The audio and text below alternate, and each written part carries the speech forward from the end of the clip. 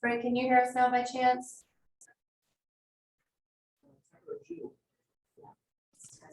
Yes. Yes. Yeah, but we don't want it. Your device is working properly. There we go. And now it's not echoing anymore. Okay, all good. Needed some testing, I guess. Frank, Pamela is going to email you your materials. Good morning. Morning. How are you? Good, how are you today? Look.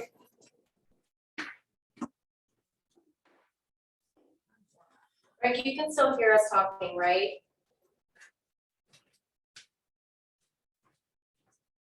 See, I'm afraid maybe now we can't hear.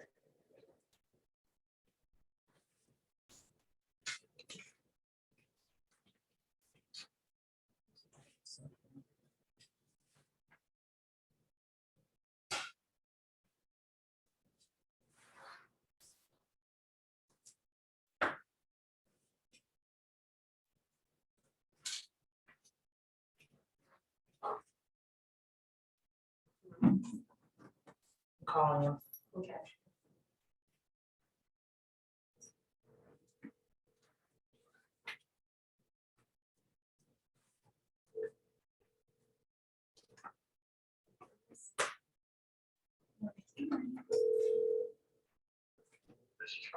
Hey, it's Dayla. Can you hear us now via Zoom?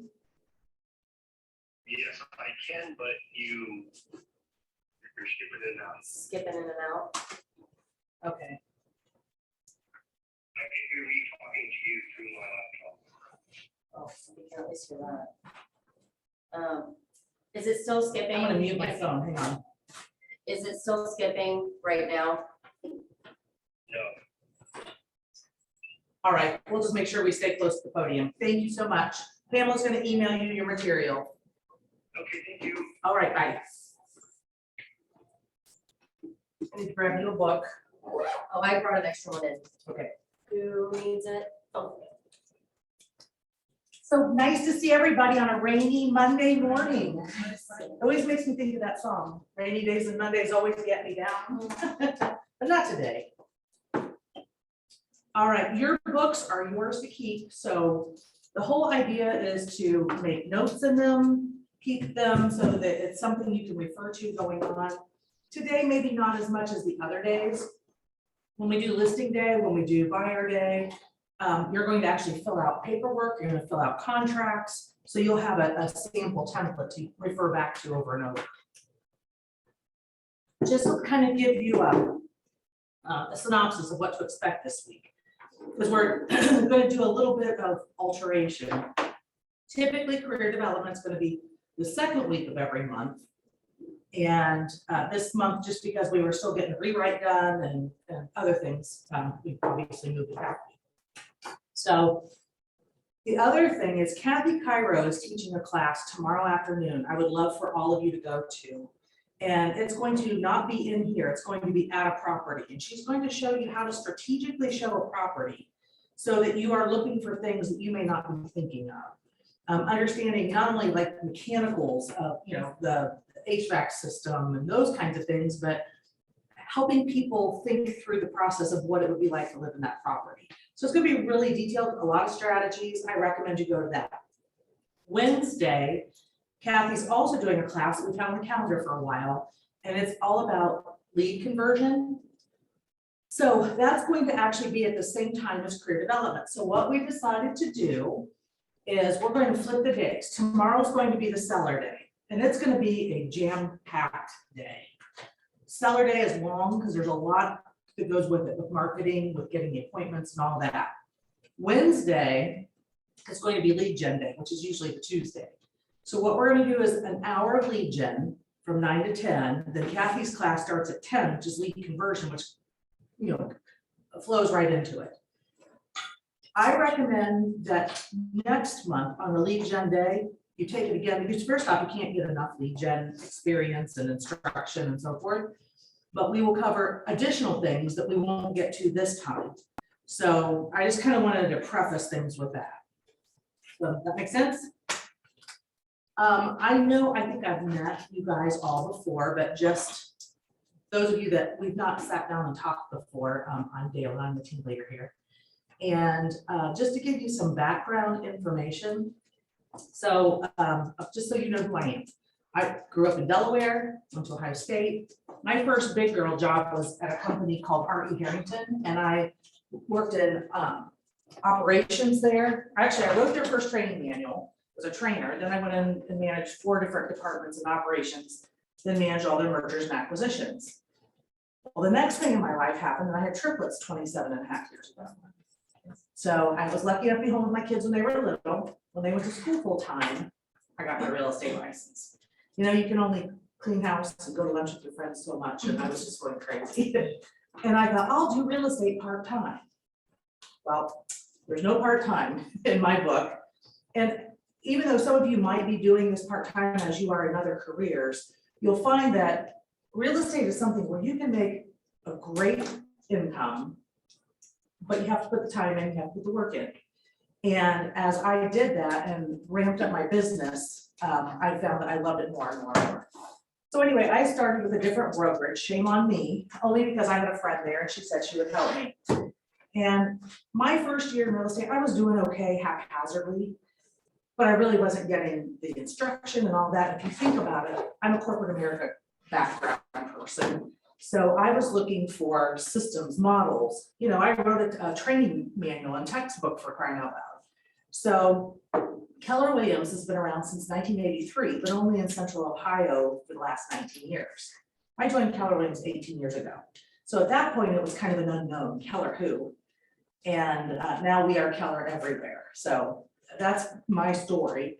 I came here, so my first year elsewhere, I closed about 1.2 million in volume. I came here the next year and I went to every single training class I could. I started implementing every single system I could, and our systems back then were nothing compared to now. And my first year here, I closed 2.6 million. So I more than doubled what I did the first year. And I just methodically kept adding more and more things to my business. And the next year I closed 4 million. The next year I closed 6 million. The next year I closed 8 million. Then I moved into this role, which I've been in now for 14 years as team leader. And when we move into this role here, when you're in leadership, we don't sell any longer. First off, if we're doing our job correctly, we don't have time to sell. Secondly, our whole job, our goal, everything is to help you guys succeed. So I've been doing this, like I said, the last 14 years. Not all at this office. I've been with this office 11 years. And then I was at a different Keller Williams office here in Central Ohio before. So what we're going to be talking about today are the Keller Williams systems and models, just an overview about Keller Williams, because you need to understand the company that you work for. We're going to talk about goal setting, doing a business plan. We're going to talk about time management, and we're going to talk about who you are, your behavior assessments, and how you can use those skills to hone in on other people, what their behavior types are, which will help you communicate with them and help you do business. So this is casual. If you have any questions, don't hesitate to stop and ask. And do you guys think it's warm in here or is it me? I That was when I am first came in, but I am roasting. Well, I can see. So, You're standing up and talking too, so maybe. all right. Rachel and I have spent the last few weeks revamping all of our material here. So if you might find that as we go along, I might say, we need to add something, or we're gonna take something out. So just so you know, that's kind of our plan, because you're the first class to go through our new revamped material. We're going to watch a video, and Can I actually, introduce myself first? Yes, Or did I oh, yet? yes, and I was actually gonna do that. I know, I figured you were, but I know we're kind of going through the motions. Well, so I know I've met some of you, but I haven't met some of you. So I'm Megan, I'm the MCA, which stands for Market Center Administrator. We call our brokerages market centers, kind of like a Kellerism, which you'll pick up on. There's lots of words unique to the brokerage. So, but yeah, so I'm the MCA. So I basically, what they call me is the money lady. So anything that has to do with the financials, I process you guys' commission checks, monthly billing. I mean, a lot of what I do is also kind of like on the back end operation side of the brokerage, making sure that, we're operating. And so that's in a nutshell what I do. However, there's a lot of things that I can help you guys with, financial wise with your business. So if you ever have any questions about a P&L or balance sheet, or, making sure your expenses are in line or anything like that, I can definitely help you guys with that. I can also tell you your numbers, where you are, cap statuses. Sorry. All of that kind of stuff. So there's a lot of little things that I can probably help you with. That put people. At first I thought that was Frank, and I was like, dang, Frank. Halloween's Realty, using a company that put people first from. Hold on, Gary, I'm not ready to be. Anyway, if you guys need anything, This altitude, I can run flat out, but I will point you in the right direction. Press pause, but it's not pausing. Hit pause right there. Pause. I did. There. Okay, Frank's back, and share the screen now.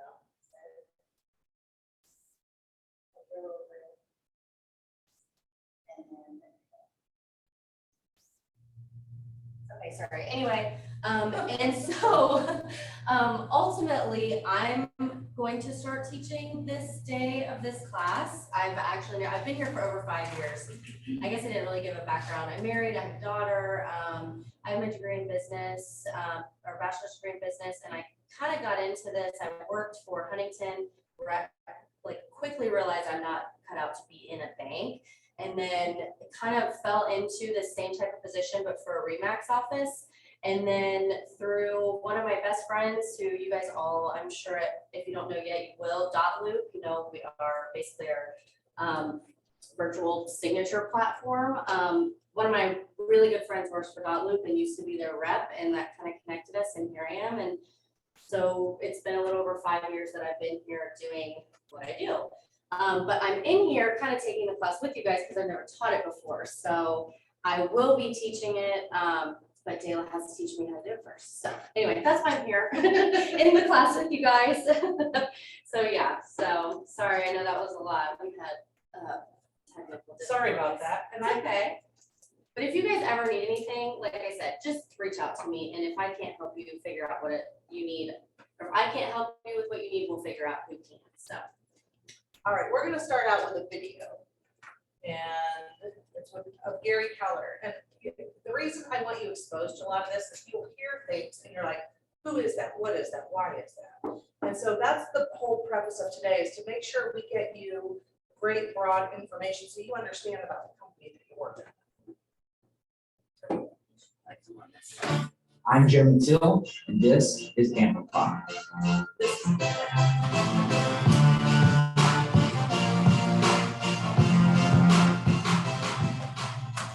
Jay, the co-author of The One Thing, very honored to have Jay here, New York Times bestseller of multiple books.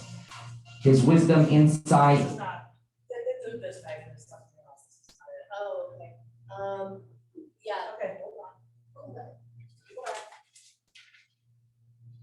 It's not one of, No, this is a different link than where I was. can you hit back? Will it go? Is that a wealth building? At this altitude, I can run flat out for a half mile from me.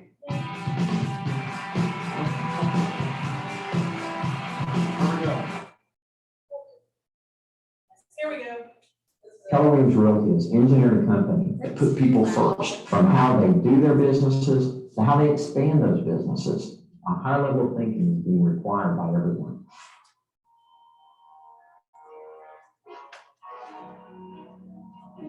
I get a lot of phone calls and questions from people who constantly ask me, who are these guys, Keller Williams?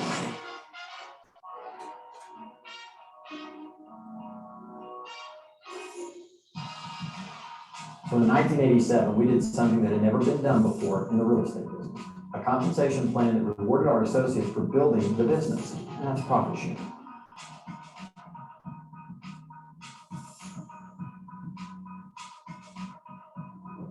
You were right there at the beginning of profit share. We were rebels.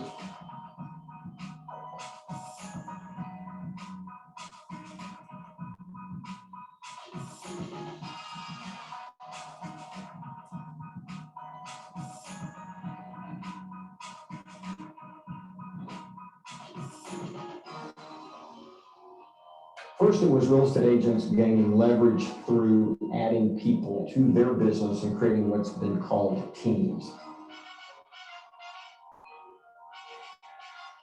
20-something years ago, people told me I was an idiot.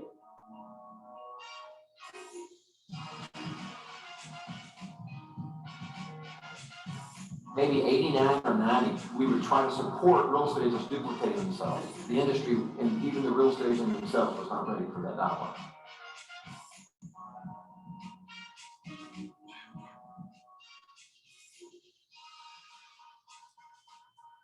Expansion is nothing more than one simple thing, and that is taking your lead generation and your admin to additional locations. Why is e-commerce the inevitable future? Because it's a natural extension of the information age. Someone took your data because they had control of it and turned it into free data that you lost control of. Happens right around here. We're living in a time where technology is rewriting the rules for just about everything.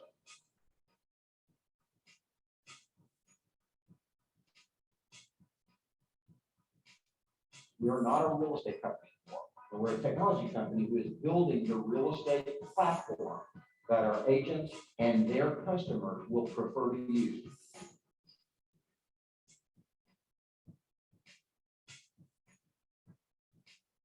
Keller Williams, this real estate company totally reinventing itself, coming up with what the machine learning problems are they should be solving, and then coming up with what data they need for those machine learning problems to be solved, and then prioritizing by where's the bang for the buck and figuring out how to do it in parallel.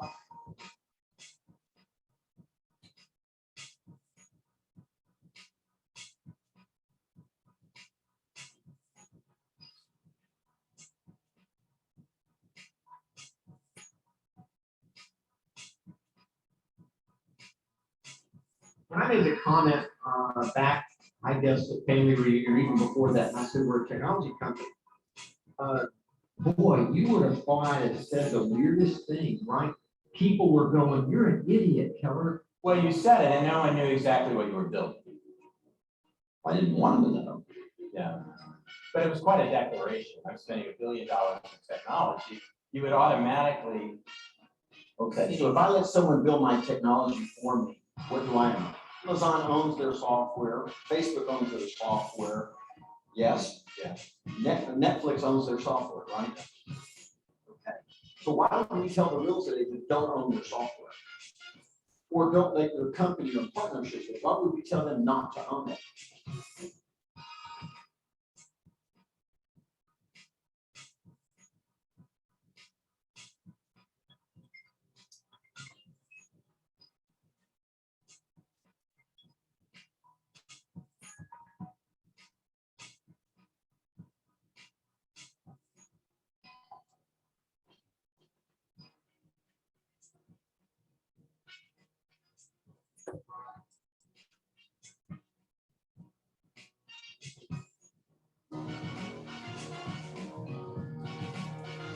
Price you pay for getting where we are is, you look stupid for about 4 years. The world itself and most of the people in it really don't care if you think big or not. And many of them, maybe even most of them, will profit tremendously if you think small.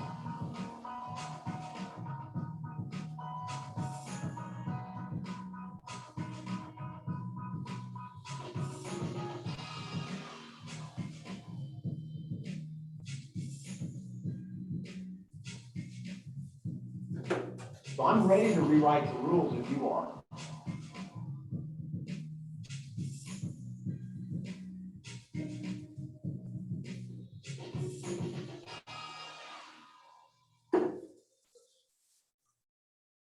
That's just a little bit of a history lesson about Keller Williams, where we come from. So, out here.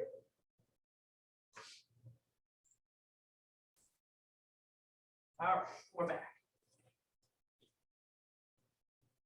So just some background information. Keller Williams is actually the largest real estate company in the world.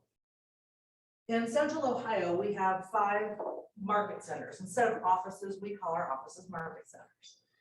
And the reason and how Gary Keller started Keller Williams is back in 1983, he actually had a real estate company. But RE/MAX, let me back up. Everybody out there was the same style real estate company. It's called the dependent model. And if you look at page 1 in your book, that's where I am. The dependent model real estate company, they offered some training, they offered some support, but the reason they were called the dependent model is they wanted all of the agents to be dependent on the broker. And that's how companies like Coldwell Banker, Howard Hanna, HER in the past, Berkshire Hathaway, those are the types of companies they are. As an agent progresses, they don't have much in the way of training. I mean, you're on your own, you're there to figure it out on your own. They may provide some support, but they want the agent to be dependent on the real estate company, on the brokerage for everything. And in that kind of model, they keep more of your commission as a result because of all the things that they're providing for the agent. Well, what changed the real estate world was when Dave Leniger started RE/MAX back in the day. And RE/MAX is the opposite end of the spectrum, which is the independent model. And it's more of a landlord type relationship. An agent pays a high monthly commission in exchange for a high monthly fee in exchange for a real estate commission that's higher. They don't get training, they don't get support, they don't get technology. You've got to figure it all out on your own. Well, when this happened, it disrupted the real estate world. And that was back in 1983. That's when Gary Keller sat down with the top agents in Austin, Texas and said, what would we have to do to create a real estate company no one would ever want to leave? So agents came up with 5 things that they thought were important. It was training, technology. They wanted to say so and how their business was running. When the company was doing well, they wanted to be able to reap the reward from that. And ultimately culture. And those are the 5 pillars Keller Williams was founded upon. And that's actually what we still live by today. We are the interdependent model. We tried to take the best from both worlds. So the dependent model where they had training support on the front end, but we wanted to one-up that and continue that training at every level. Provide all the support an agent could need, but also give the agent the latitude to run their business the way they see fit. And that's the independent model. And allow an agent to experience 100% commission. So that's how we came to fruition as the interdependent model, the best from both worlds. So I think it's important to understand that. As you go through here, you're going to see that we have training at every level. Right now, you guys are going to go through career development. You're going to go through the mentoring program. You're going to work with your mentors to make sure that you're attending the training that's going to help you the most. But as you continue on in your career, after you see successes and so forth, there's going to be additional training. So you're always going to grow. We feel that the learning base is really important. I'm going to show you, and I apologize, Frank, I hope this all works well with you here, how to get to our training calendar. How many of you have already sat with Margaret? So Margaret is the technology person that's going to be working with you ongoing with your technology. That's okay. So when you go to MyKW, this is what your screen looks like. And if you come down here to the bottom where it says quick links, it's going to show you MyKW Market Center 379. That's our office. And if you go here, you can see the training calendar that is specifically for our office. So always at a glance, you know what classes are happening. If you haven't already, Margaret can help you and you can sync the training calendar with your phone. So it goes right into your calendar on your phone and you'll know exactly what's going on when. Any of the classes, unfortunately, they're abbreviated, but if you go look, so for instance, this class that Kathy's doing tomorrow, if I click on it, it's going to show me all the detail. If it happens to be a Zoom class, the Zoom link will be included in there. This one is not a Zoom class, so it has like the address of the property where the class is going to take place. And it gives you a little description about what's happening with that class. So the training calendar is super important and it's there for you to see what's happening and what this. If you are ever in doubt, should I attend this class? Should I not attend this class? If you want more information about it, ask your mentor, ask me, ask Rachel, ask, any of us, and we'll help you decipher that. In addition, we put the training classes on our Facebook page. So at the first of every week, they're going to show at the top of our Facebook page. And we also, on the nightly news, put what's coming up with classes. So we try to remind you in every way possible because training is so important.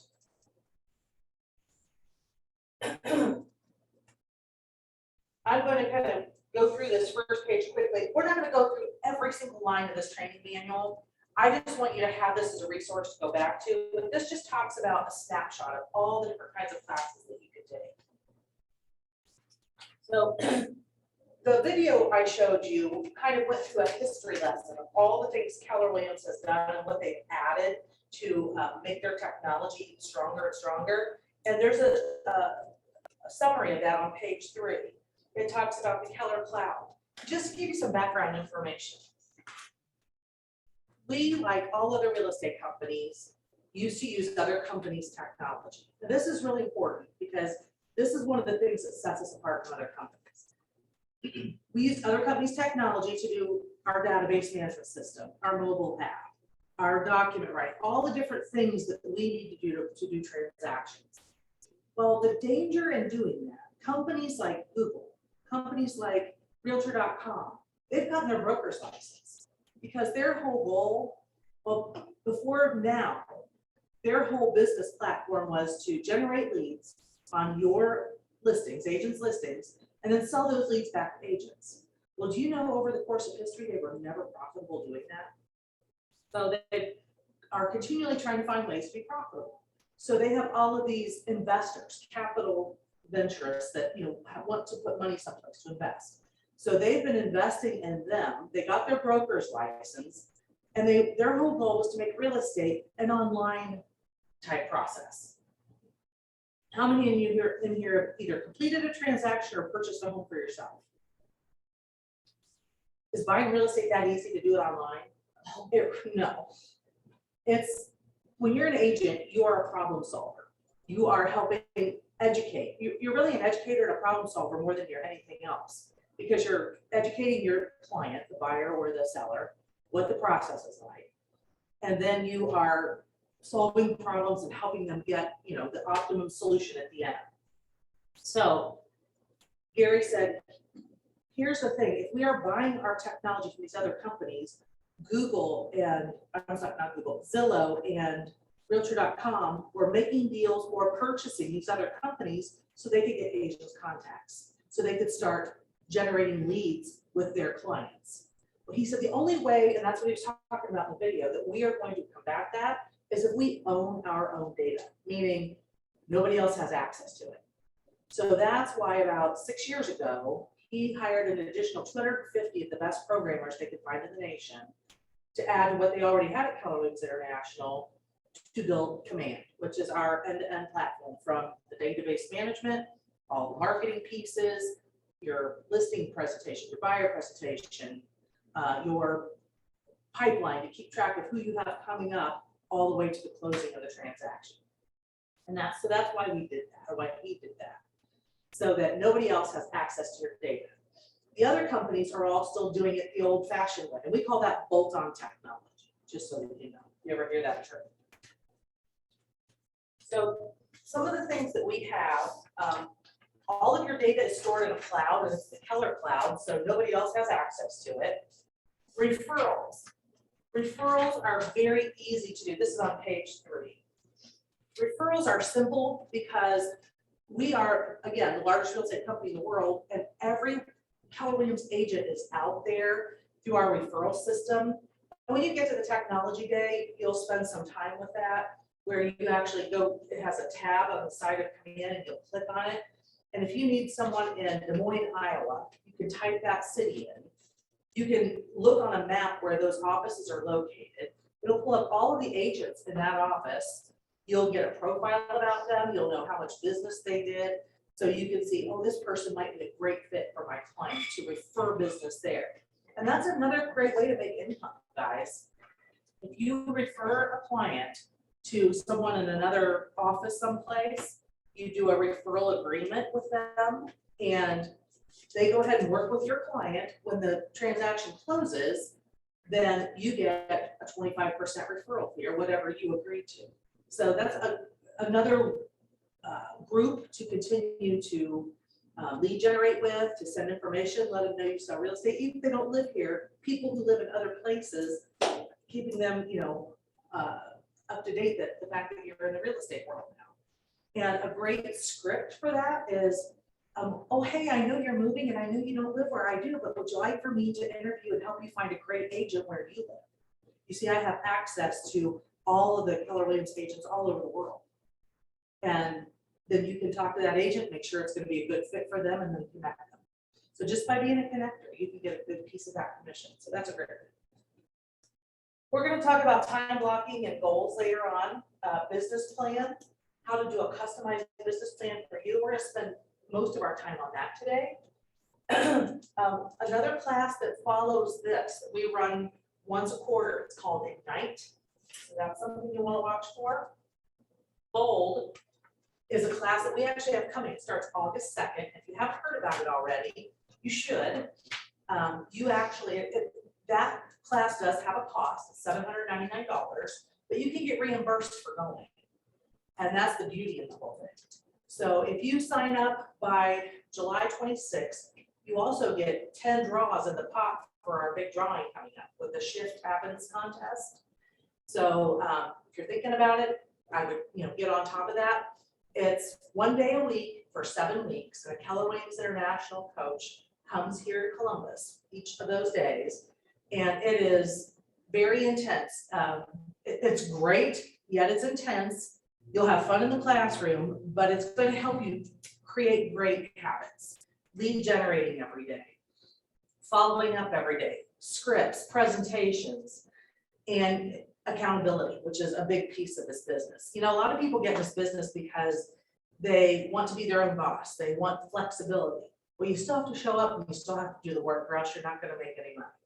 If you worked a 9-to-5 job for someone else, would you show up 9 to 5? You would. Why would you let yourself off the hook as your own boss? And you would be surprised how many people get out of this business because they think it's easy and they get licensed. They wait for the business to come and then they don't work to make it happen. And you still have to work. Real estate's simple, it's not easy. Bold, I highly recommend for all of you. And it will be a little overwhelming at this point in your career, but you know what? When you're uncomfortable, it means you're learning, you're growing. Every agent that goes through that, if they do what is put in front of them, the average agent does 11 additional transactions as a result of that class. But be ready, because it's work, but it gets you really set. And especially for going into fall and winter months. That's a great way to get your foundation built. Contracts class, Mark, our broker, you saw Mark poke his head in here earlier. He teaches a contract class usually once a month. In addition to the contract class, you're going to get through this course. Managing your pipeline. Lead generation is what this business is all about. We're going to spend time on that, of course, this week. Agent financials. So not only do you want to have a business plan, but you need a way to track what you do. And as you start producing as an agent, you're going to want to have a tax professional, whoever does your income taxes, conversation with them, because you need to track your expenses. I mean, you are self-employed. So you're going to have income, and then you can write things off as your expenses. So you're going to want to make sure that you talk to a tax preparer, know what they're going to need from you. We have something called the MREA, and MREA stands for Millionaire Real Estate Agent. And you all got a book when you came in and talked to us called the Millionaire Real Estate Agent book. In that, it talks about what you need to track and how to be a business owner and those kinds of things. There is a separate website called Millionaire Systems, and it has what we call the chart of accounts, which are the different accounts that you need to keep track of using Quicken or using some kind of a bookkeeping system for that.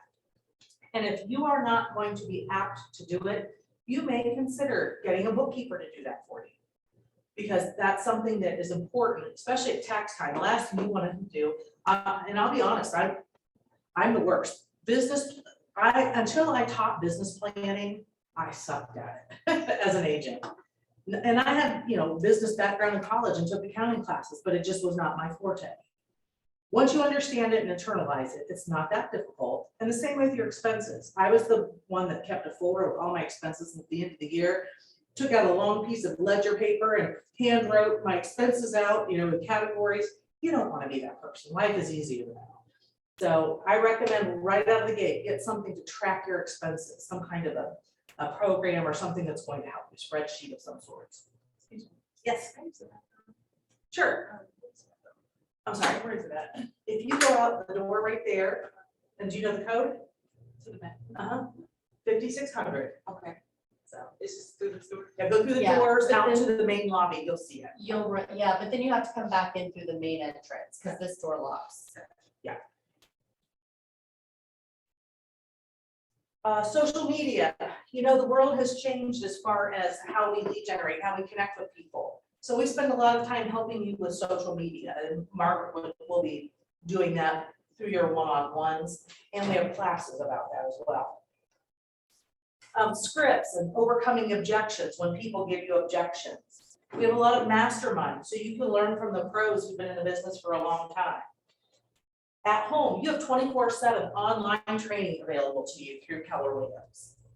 KW University as well, which are classes both online and at other offices that you can be a part of. At least 2 free CE classes every month in here. In fact, I just had to renew my license and I did not have to pay for a single CE class because we offer so much CE, and that's how you keep up with what's changing in this industry and so forth. I did have a question about this, and this came up in my Thursday, group meeting via Zoom with Jill. How are we supposed to track our CE classes? If you go on to the Ohio Department of Commerce site, Okay, as you take a CE class, it's posted there. And then whoever sponsored the class, like if it was a title company or whoever, they will give you a certificate. So I keep a folder and I stick the certificates in the folder ongoing through the year. But you can then go to the Ohio Department of Commerce site and go to the details, and it'll show what classes you've taken okay, that have been okay. submitted for you.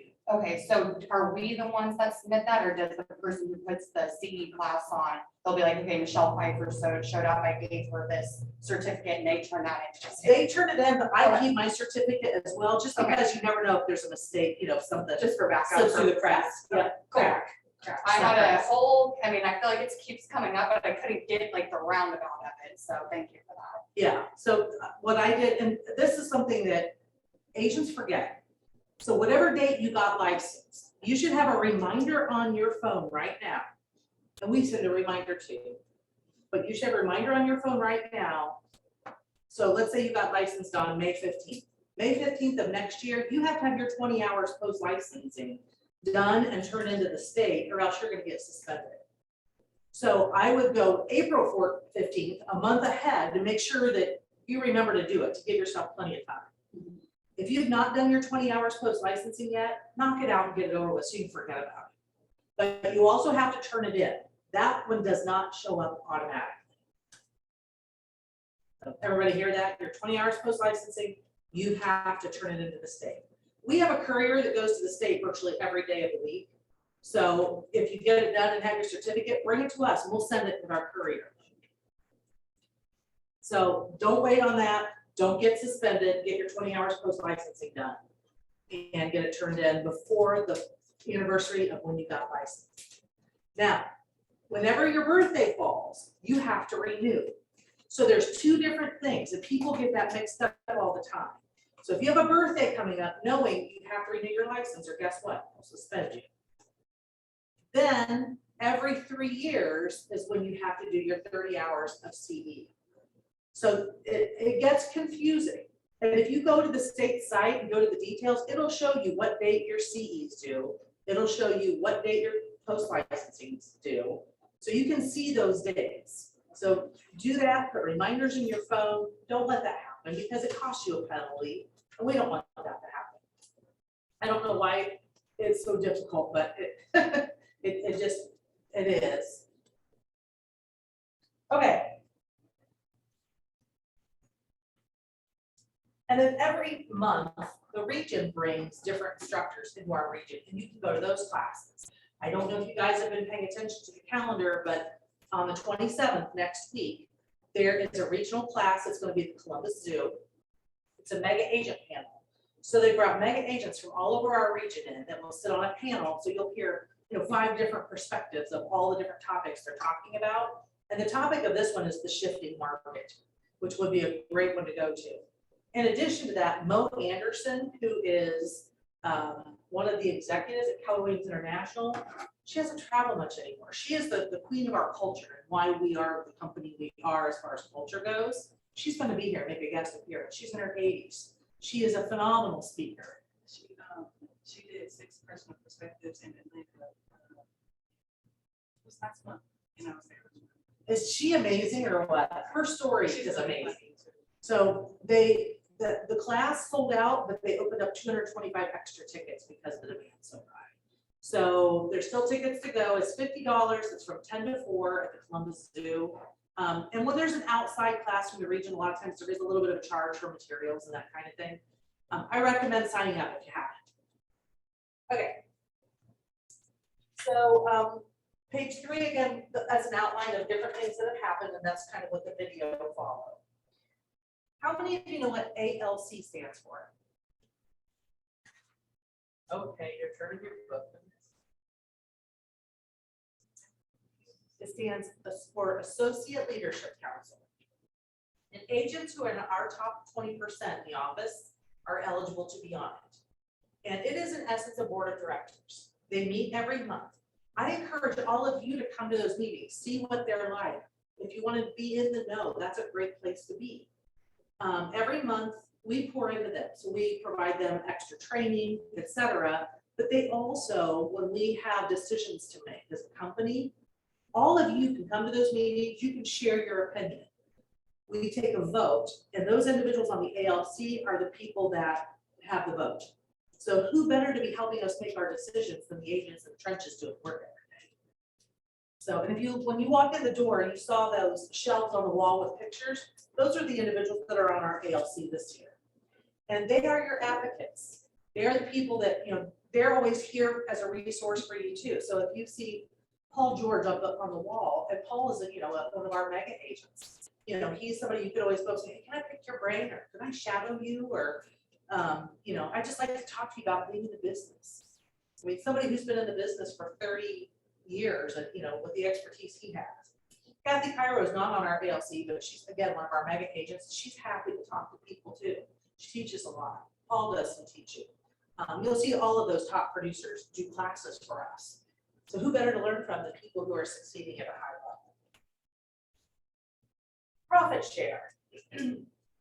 So one of the things that makes us different, you know how I mentioned the 5 pillars. We talked about education, we talked about technology, we've talked about agents wanting a say-so in the business, that's the ALC.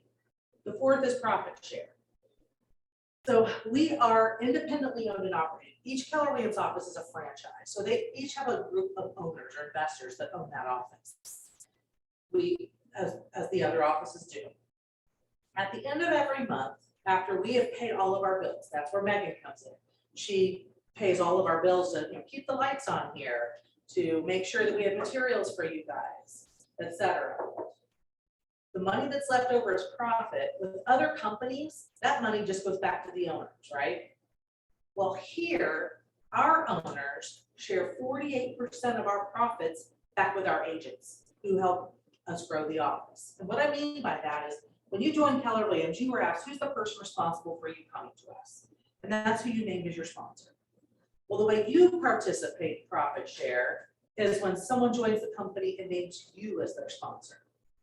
So as you have transactions, as you're out networking with other agents, et cetera, if you meet somebody that you'd like to work with, somebody that you think would be a great fit for our office, we don't want you recruiting. What we want you to do though is you've got this relationship, this introduction. So we'd like you to make an introduction with us. So at that point, all I would like for you to do is say, hey, Keller Williams has some great things going. Either invite them to one of our events or say, would you take a phone call from Dayla or Rachel? And then give us their information and we'll reach out to them and then we'll take it from there. And when they join the company and they name you as their sponsor, that's how you start getting part of the profit from the company every month. So here's you, here's the person that named you as their sponsor. Well, then that person meets someone, then that person meets someone. You can benefit up to 7 people below you. So the number of people who've named you directly can be infinite. But then as they meet people and they meet people, it really adds up quickly because it can go 7 levels below each of those people. And once you're with a company for 7 years, you're considered what we call vested. So when you retire or when you get out of the business for whatever reason, you still get your profit share money. It's even willable to your heirs when you die. So profit share is a nice little added bonus for passive income that doesn't cost you anything. So what would happen, for example, say like you stay with Keller Williams, but you go like Keller Williams in a different state or something? Your profit share stays with you. Yep. The only time it changes is if you leave Keller Williams, let's say that you took a job overseas and you weren't gonna have time to sell real estate at all, and you put your license in escrow. If you're gone for 9 months and you come back, then you start over. But otherwise, if it's continual or less than 9 months that you've been gone, your profit share continues as it was. Yeah, so you said that like it was 7 years. When you're vested. Yeah, that's it. Yeah. So let's say you have somebody name you as their sponsor today. And they, as long as they're, the other thing that has to happen is, and it doesn't have to be just this office. So let's say you know somebody lives in California and they join a Keller Williams office out there and name you as their sponsor. And you can help connect the dots on that too. Just like Michelle, her sponsor is in California and referred her to us. So anyway, so her sponsor will get part of the profits from our office because Michelle's here. But 2 things have to happen. That office has to be profitable, which we are.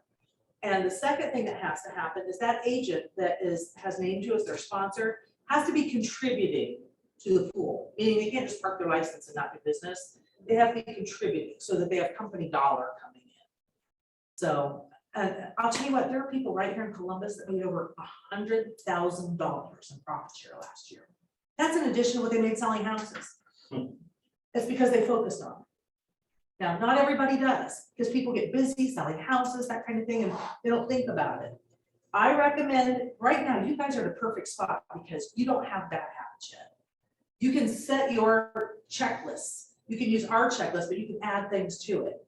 And one of the things I recommend you add to it is to lead generate, if you will, for profit share each month. Because that's great passive income. I help put my kids through college with profit share. So. You said that's every month. Yeah, we do it every month. So Megan is the person who actually closes our books, transmits to Keller Williams International what we, what our month looked like as far as our income, our expenses, and what the profit was. And then Keller Williams International actually does the calculation for profit share because you could be getting profit share from other offices, like I mentioned. And then they compile it all together, and the 3rd week of the month, it automatically ends up in your checking account. So I'll tell you what, I think my biggest profit share check was just under $4,000. It's nice to have an extra $4,000 drop in your checking account you weren't expecting. So it's monthly, not annually? It's monthly. And that's the amount. Of course, it depends. There's an algorithm that they do, and it's based on the person that has named you as their sponsor, their office's profitability, and how much of that shared pool that they contributed to. So It'll fluctuate. it will fluctuate, absolutely. And if you look out on the bulletin board here, you'll see there's people, we have 6 profit share checks we put up there each month. Some people, you'll see 28 cents and then you'll see $4,200. So it's all over the place, different people profit share different amounts, and it's just based on whatever the activity was that month. Gotcha. So, but it's we call it mailbox money, but it's like, free money that you aren't expecting. It's like this little, dollars from pennies from heaven or whatever. So I guess my last question would be for, you said the vetted at the 7 years. Say, you get done doing real estate 10 years and everyone under your little network is still dead. The profit share from that all depends on their activity for the month. Mhm. Okay, Yep, sure does. gotcha. And it doesn't come from anyone's commission check. It's truly the profits of the office. All right. Let's move on to page 6 and talk about our culture a little bit. Keller Williams is a very philanthropic company, always has been, always will be. They have a fund at Keller Williams International called KW Cares, and it's for agents and their families in times of need. And it can be because of a natural disaster. It can also be from an individual situation, whether it be a car accident, an illness, something along those lines. A few years ago, I don't know if you guys all remember when the hurricanes hit in Houston, Texas, Labor Day weekend. Well, one of our conventions, it's called Mega Camp, which is coming up in August, was actually in September that year. And we were getting ready, 11 days after the hurricanes hit, we were supposed to be at Mega Camp. Keller Williams International said, all of you, we're gonna cancel Mega Camp because they need the convention center for shelters for people, even though it was in Austin versus Houston. And because they were shipping people over there. He says, however, any of you that can still come, please come. And we're going to go to Houston and we're going to help our agents. So we all still went to Austin. They chartered buses and we left at 7 in the morning every day. They would drive us to Houston, which is about an hour drive, an hour and a half drive. Take us to our prospective jobs. Some of us actually went into our agents' homes there that were flooded and mucked out the drywall and tore things out and to get their houses ready so they could be rebuilt. Others of us, some of our agents did that, and actually me and the staff that went, we went to this campus. It was a religious school that had a huge campus. They were bringing semis in with tons of supplies and things like that for people in need because everything was closed, stores were closed. It was hard to get food, clothing, hygiene type things, baby items. So people were donating from all over the country. They were coming in on semis, but when they came in, they were on pallets. Well, they had to be unpackaged, sorted, broken down into a format that people would be able to come get and use. So we worked all week long, tearing down these pallets, organizing these outdoor sites. And, think about how hot and humid Houston is in September, 100-degree weather, and getting ready. And I mean, as soon as we would have it done, all these semis, there would be that many more coming in and just lines of people coming through getting food, baby items, all that kind of thing. They said we got more done that week than what the pre-race group had gotten done in the 2 weeks prior to. So it was a great way to give back. It gave you a really different feeling and sense of help and being able to help people like that. And that's the kind of company Keller Williams is. Whenever there's a disaster, they help their own agents there. Also, we've had individual agents with needs, some with illnesses. Another recent example, about 4 years ago, one of our agents here was in a horrible motorcycle accident. He was in the hospital for 8 months on a ventilator a lot of that time. While he was in the hospital, our agents continued to go on his listing appointments, his buyer appointments. Kathy Cairo's team offered to write handwritten notes to keep his lead generation going. We did fundraisers. We raised over $26,000 in this office. In addition to that, the fund at Keller Williams International, they donated a grant that never has to be paid back for $50,000 to help them expand. We bought them a handicap accessible van, it was brand new, that not only he could be taken to his appointments in after he got out of the hospital, but it has hand controls and he is now driving. And his wife is joining in the business. They did 2 listings last week for the buyer contract. They're doing phenomenally. So what was a really rough, turn of events was made better by the culture that Keller Williams has. We also, the first company I was with, people would come in and they would be friendly enough, but they didn't want you to see what they were doing or working on. That you might take their idea and use it. Keller Williams is not that way at all. I'll never forget as a new agent coming here and people saying, hey, have you seen this? Or you might want to go to this class, or hey, would you like to come along, do this? That kind of culture, everybody helping each other, is huge because at this point, you don't know what you don't know. So having somebody else hold your hand from time to time. The other thing is you with your mentors, you're building that relationship with them. And guess what we have found? Even when you're done with the mentoring program, you still have that relationship. So a lot of times you'll pick up and say, hey, what would you do in this case? And our agents, our top agents, they all do that with each other. We have a top 20% mastermind every month, just so they have that time to do that with each other. We also close all of our offices down every year in May for a whole day. It's called Red Day. And so we can do something locally to give back to the community. Over the years, we've done things like Ronald McDonald House. We've done food pantries. We've helped women who've been victims of human trafficking. We've, helped individuals that needed, landscaping them because they couldn't do it for whatever reason. So, that's also another great way to give back. So one of the classes that I'm working on bringing to Columbus, hopefully this fall, it's called Quantum Leap. And it is a class that's about balancing your life. Because you can be business, business, business, and maybe not have a personal life. Or you can be personal, personal, personal, and not have a business life. Well, it's all about having a balance of both, yet reaching all the goals you want to at the same time. So it's called Quantum Leap.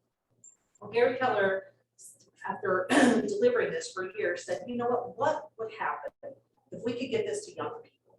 People who are getting ready to graduate from high school, people who are in college. So he created, it's called KWKC, KW Kids Can. And it is a class to help them develop goals and good habits right from an early age so that they can succeed sooner rather than being somebody who's 30 and starting or 40 and starting. So my daughter and the Sullivan's daughter had the privilege of going to Texas and doing the very first one that they did with Gary Keller. And then we've had other agents who've been able to send their kids to it since then. And again, it's investing in our future, investing in our youth. So those are just some of the culture pieces. All right, let's move on, page 7.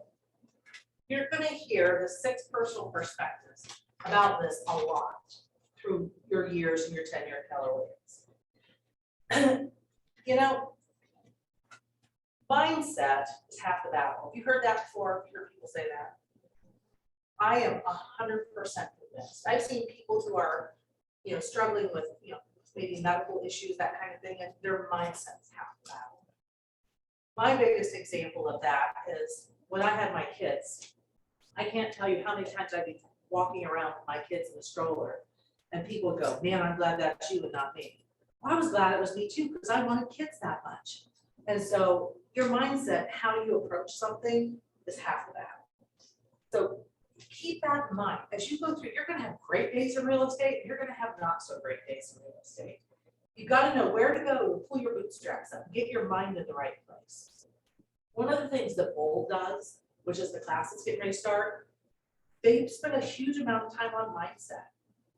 How many of you right now, if I said, pull out your phone and I want you to call the first 5 people in your contacts and have a real estate conversation with them, how many of you would go, oh, I don't know what to do? Mindset is half the battle. When we talk about scripts, when we talk about talking to people, when we talk about lead generation, it's about having conversation. Now, if you practice and internalize what you want to say or the message you want to deliver, that is a script. It doesn't have to sound scripted like, hello, my name is Dave, I'm a real estate agent. It's not that. It's about calling them and say, we have a relationship already. So I'll call and say, hi, how are you doing? We haven't talked for a moment. You know what? I just wanted to catch up with you first off and see how you were. Secondly, I want to let you know that I've got my real estate license. I've joined Keller Williams, largest real estate company in the world, so that I can provide great things for buyers and sellers. Do you know if anybody thinking about buying, selling, or investing in real estate? And if we're having a conversation with them, does that sound scripted? It's truly catching up with them. It's letting them know what you do. Or maybe it's, we have buyers in your neighborhood. We can't find inventory for. Who do you know that's thinking about selling? You're asking questions. You're, having conversation dialogue. So mindset, attitudes, and the way you approach things, the way you approach life. Go ahead and flip to page 8. Let's talk about the 6 personal perspectives. We're just going to kind of talk about these overall. And as time goes on, we do more and more classes on these and get in depth. So the very first thing that you need to do, and if you follow these items, these are going to help you create success in your business. So the first is commit to self-mastery. Who can give me an idea of what they think self-mastery is? Shut. Mine is staying consistent with what I have planned out and making sure I follow that. So having a plan and being accountable to the plan. Yes. That's a good one. What else could be an example of self-mastery? Time blocking, sticking to a schedule.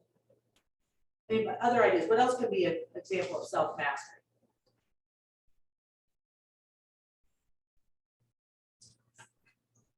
Give me another.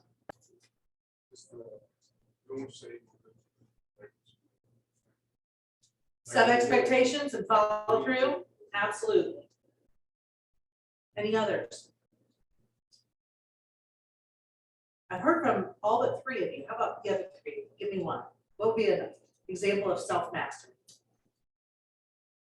Something as simple as actually following through with what you say you're gonna do rather than just talking about it, right?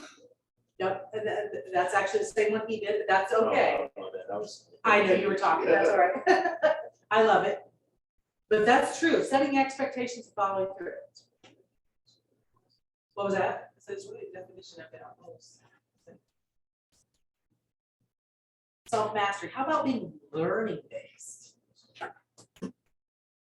So that you're always learning, you're always practicing, you're always internalizing. We're gonna talk about that more in a second here. Okay, commit to the 80-20 principle. Focus on your big rocks. There's a lot of minutia that gets in the way. We're gonna talk about that more as the day goes on too. Because if you let the minutia take up the day, you can be busy, but if you're not being busy on the right things, you may not get the result that you want. Move from E to P. I didn't say eat a P, I said E to P. Any idea what E stands for? You know it? It stands from entrepreneurial. And P means purposeful. So what that means is most of the people who get into the real estate business are entrepreneurial, meaning they're self-starters, they want to do their own thing, they want to have something that belongs to them, start their own business, be a business owner. Entrepreneurial talents will get you so far. However, the ones who move from being entrepreneurial in the beginning to being purposeful, meaning set goals, follow through to those goals, continue to learn, do all the things they need to do, they're going to be the ones that see a huge success. So it's going from your entrepreneurial self, which most of you are, and that's why you're sitting here today, to being purposeful to get to being at an optimal level. The next one is make being learning based the foundation of your action plan. Meaning, don't just go do something to do it. Now, that being said, I do want you to, if somebody comes to you today and says, I want to buy a house, I don't want you to say, I have to learn how to do it before I can help you. Don't do that. You have lots of help with your mentors, with us, etc. However, don't wait until you have a client to start learning. Be learning based all the time. Always learn about what you can do to provide better service or to increase your business or fine tune your skills and sharpen your saw, so to speak. The next one is remove limiting beliefs. Now, I asked you guys a question a minute ago. Somebody called you, right? If I asked you to pick up your phone and call somebody, what would you feel like? How many of you are afraid to pick up the phone and call people right now? And be honest, we've all been there. No? Everybody can do it? Most. Okay, you're nervous on the phone. What you want to do is, as you are going through this time period, as you're learning, you don't have to say, I'm brand new, I don't know what I'm doing. What you need to do is say, my team has 30 years of experience. Therefore, if someone asks you a question, don't be afraid to say, let me get back to you on that. Don't tell them something just to tell them something. But if someone says, how long have you been in the business? You don't have to say, I'm brand new. You say, my team has 30 years of experience with your mentors, with me, with Mark, we're all part of your team.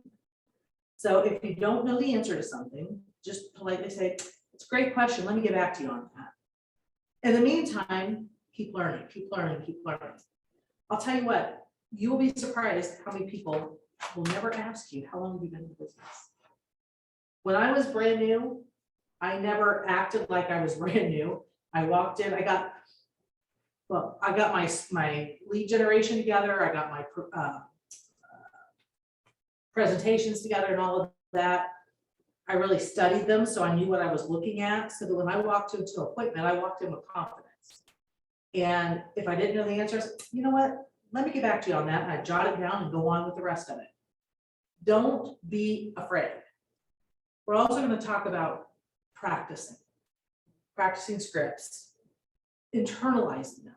You want a script to become something that is conversation versus reading through a piece of paper.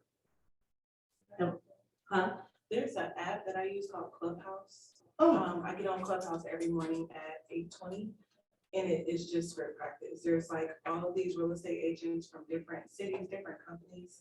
And if you want to script practice FISBOs or expires, you go on stage, they'll ask you what you want to practice, and you literally act it out. They'll act extra mean sometimes, they'll be polite sometimes, so it kind of, plays off of what you might encounter, but it's a really, really That's good. wonderful. It's a really, really good. You should script practice every day. Every day from 8:20 to like 9, and they're on there. It's really, really good. Fantastic. Thank you for sharing that. Clubhouse. Yeah. Would you be willing to share that link later? Yeah, absolutely. Oh, that'd be awesome. She said it was an It's really, app, really- It's an app. Yeah, it's an app. and it's called Clubhouse. Yeah. And like, you don't have to get on stage and talk, I spent like the first couple weeks just in the audience and listening. You can play back the script practice that they did the day before or whatever, or whenever you feel comfortable, you can get on stage and go back and forth. Have you done it? I have. Oh, that's awesome. Yeah. Okay. Thank you. Sorry, I just want to check our chat, make sure there weren't any questions. You had a question? Yeah, so back to the years of experience, I know you said we don't have to tell the client that, but how does that work, like on the website, if someone is searching online, from across their name, how sometimes if you listed their years, the experience. You don't have to put it out there. So that's optional. Your biography is what you include in your biography. And when Margaret onboards you, she's gonna ask you to write your bio, because maybe you speak a couple of other languages, maybe you have a niche, maybe you're a golfer. And I always recommend put everything out on your bio that you possibly can, that might be of interest about hobbies. Don't make it just about work. One time I had somebody contact me, I put, I'm married, I have this many kids, I worked in the business world, corporate America. I, was the president of my church council. I put out there that I had, I got this call one day, and this guy said, we have a condo in Powell, Ohio. He goes, and I was looking through agents to find somebody to list this property, and I saw you had triplets. I figured you must be a hard worker, so I wanted to call you. You never know what somebody's gonna, pick up on your bio. So put things out there. I know you have a crypto background. That's definitely something you want to put out there. Different words on Google that are going to help people find you also. Oh, yeah, because I do like home staging too, so That's a perfect thing to put out there. Okay. But you don't want to say, I'm brand new as a real estate agent. Right. Okay. Just say, and if you do want to say something about experience, you can say, my team at Keller Williams has seen great success over the years, or, something along those lines. You don't have to get specific and say, I've been in real estate for 12 years or whatever.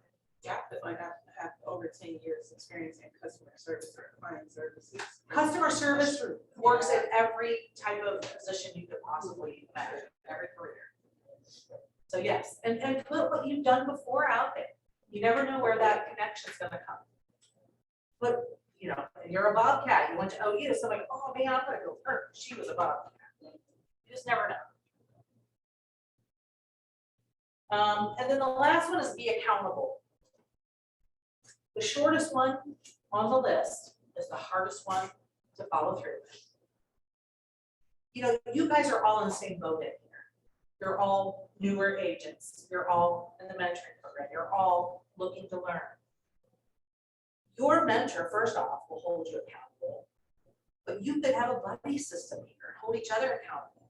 I'll tell you what, having a buddy to go through things with it, is experiencing some of the same things you are, is a great comfort. But yet you can also, you know, push each other along. My friend Arnold, when he came here as an agent, he'd been a manager at a different real estate company. And when he went back to being an agent, he goes, I'm coming to your office because I want to learn from you and I want you to kick my booty. And I'm bring it on, buddy. So, you know what, and you have a genuine care and concern for each other succeeding. So find a buddy, be that person you script and role play with, or get on the app that she was talking about. Practice and role play is huge in this business until you actually internalize it, and then you'll know it like the back of your hand.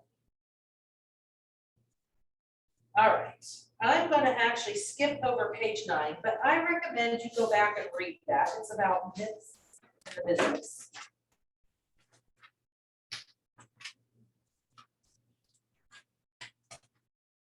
Now, if you don't listen to me say anything else today, if you haven't heard a word I've said, I want you to stop what you're doing and I want you to pay attention to what I'm going to say right this minute. This is the most important thing you're going to hear in any of these 5 days of classes that you're going to. Your database is your business. Your database is your life.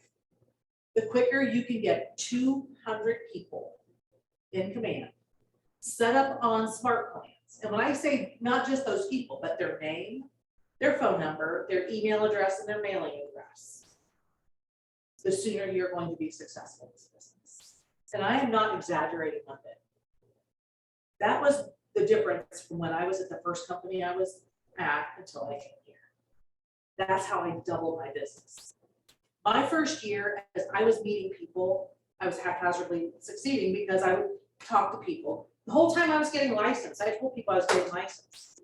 The day I passed my test, and luckily I passed that first day. Now I didn't have my super key yet, so my friend in the business obviously did. So she scheduled a showing and opened the door. I showed houses the day I got licensed. I had my first closing in the first 45 days of my business. I had the second closing the next 60. So I could talk to anybody and I could work with them and learn as I go, but I wasn't consistent.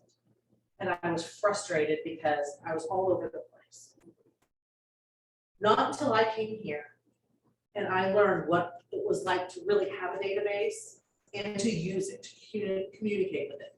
And this is something, again, Margaret's going to help you with, importing your contacts. If you have them in your phone, your email, wherever you have them, if you've worked at a different job and you have some kind of a database, use it, import it, start talking to it. For every 12 people that you've met at some time in your life, that you have in your database, as long as you're communicating with them regularly, you should get 2 transactions per year for every 12 of them. That's huge. Don't pass go, don't collect $200 until you get your database full. That's the first thing you need. Second thing you need to do is get your listing presentation ready, your buyer presentation ready, and then start going and doing open houses for people and all of that. And we'll talk more about that on lead generation. That database is the heart of your business. And the faster you figure that out and the faster you put the emphasis on that, the faster you're going to be successful. So I can't say that enough. It is. So when we're on page 10 right now, we're talking about 10 things you should be doing as a new realtor versus get your sphere of influence together. And that's what we're talking about. And the reason why I told you you need their email address and their mailing address and their phone number just so that you can contact them multiple ways. And one of the things that makes it easy for you here is the smart plans, because it keeps you organized and doing all of the activities you need to. It also, we have, it's called Market Snapshot as a piece of it, and it's called Neighborhood Nurture. It is a market snapshot, and every month or every 2 weeks, however you set it up, they're automatically going to get a synopsis of what's happening in their personal neighborhood. How many listings there are, how many are in contract, how many have sold. That's what people want. They want something valuable. Communicate with them with something valuable, and it's all built in and easy for you. The second is draft a letter or a mailing you can send out to people. Announce your move. There are thousands of marketing pieces in Command. Create your own through Command. I mean, the graphics are there. You can customize, change the bubbles around. If you need help with it, Margaret is happy to help you with that. That's what she's there for. Work from a plan. We're gonna go over the business plan here in a little bit.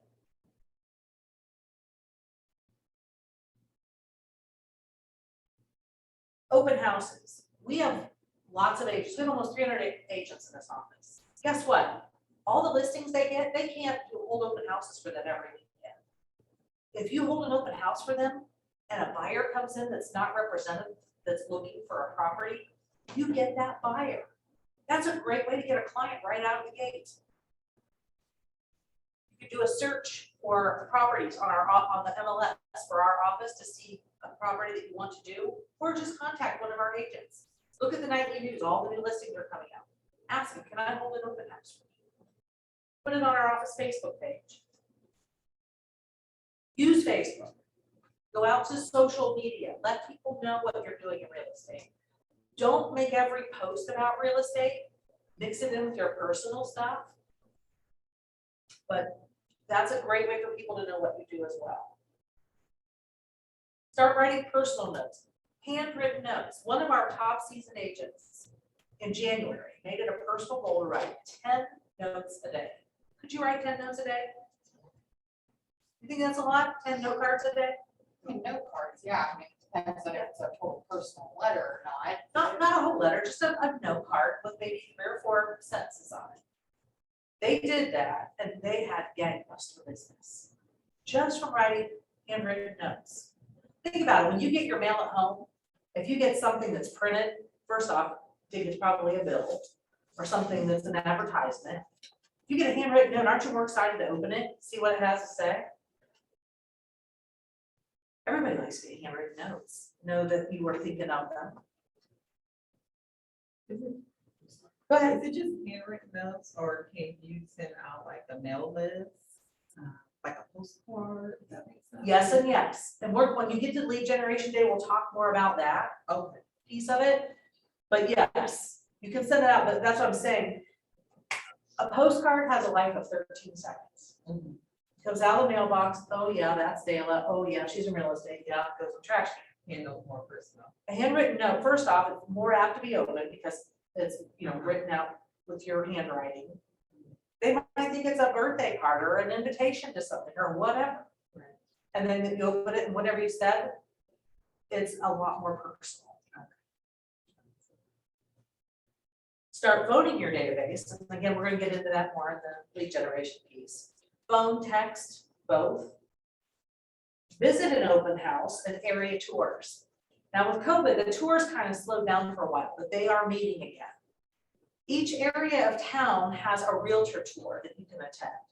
So there's one in Gahanna, there's one in Westerville, there's one in Southern Delaware County, there's one in Uptown, it's called Midtown, I guess. So there's different areas. That's a great way for you, because they are touring homes again, a lot of them, to go through a home with other realtors, see how they priced it, see how it's staged, see what they did for marketing. It's just a great way for you to learn and observe. If you're afraid to do an open house your first time through, your mentors, I know a lot of times will do open houses and let you come shadow them. Or if there's another agent doing an open house that you see advertising in the office or something, ask them to go shadow. Most of our agents, if you ask them to shadow them on an appointment of any kind or an open house, they would be happy for you to do so. And that way you're not just walking in blind. And then go to all those classes you can, the training. And then do something that moves your business forward every single day. Don't think, oh, I'm gonna take a couple days off and then not do it. Work at it every day, because as you do a little every day, it really accumulates. All right, before we go into doing the disc, I actually want to do the business plan. So why don't you guys, if you have to go to the bathroom, go ahead. We got some bagels and stuff too that's out there if you guys want anything, so help yourself. Oh, nice. Yeah. And we'll reconvene in about 8 minutes. You've already tried to go to the bathroom and stretch the legs. Yeah, so you can get, there's cups and you can get ice and filtered water from the fridge, or there is bottled water in a little mini fridge up front by the front desk. Yeah. So- When you look in the show, is that not supposed to be? It's better for your client not to, a seller not to be there. Okay, because I'm, a friend of mine, he worked for Keller Williams down in Dayton. I went down there actually over the weekend to help him with some showing, because he was on a lunch break or something like that. And the showing was booked and everything, and we went, and there was someone in there taking a shower. Oh, that's strange. It was a little awkward. Did you, when you yelled, did they say anything? We didn't know anyone was in the house till we tried to walk upstairs. And like, I guess it was the owners, from what I got from it, was the owners, one of the owner's daughters that was in there taking a shower, and the guy that was there was like, I assume. Did they not know the showing was up? They said the guy acknowledged they knew there was showing, they just didn't know there was one more. Oh. So, okay, I was just curious. You know, it's always a good idea to knock and yell when you get, Okay. I always did that. We thought it was funny, but luckily, the people I was showing the house to, it was someone I went to high school with and her husband, so. No, But, like, I'm like, okay. I showed a house once, knocked on the door, opened the door. There was a red thumb in the foyer. I'm like, uh-oh. I'm like, hello, hello. No answer, no answer. So we started kind of cautiously going through. There was nobody there. There was a trail of clothes. Room. It was left. You never know what you're gonna find.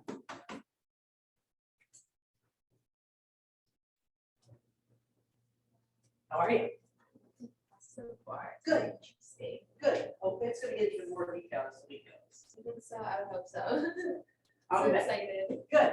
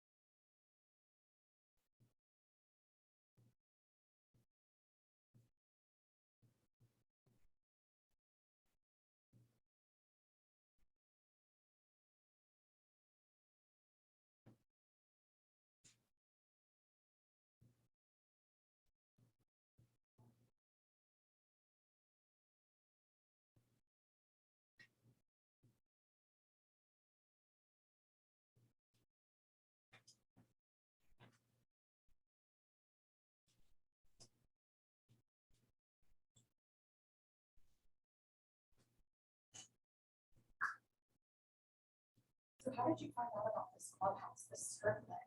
Oh, on the team that I worked with in Atlanta, because I'm licensed there. Oh, okay. In Georgia, so that the team that I worked on, we all had to join in as a part of our daily routine, but none of the people on there are sure too. Like, I don't know anybody on that. Okay. We all just talking. Okay.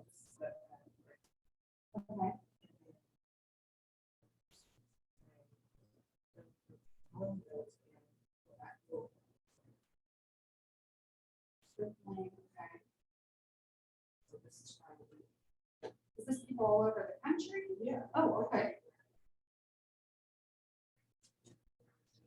This is right, I guess, a different day. But all this stuff stays like before you go back and listen to it? Yeah.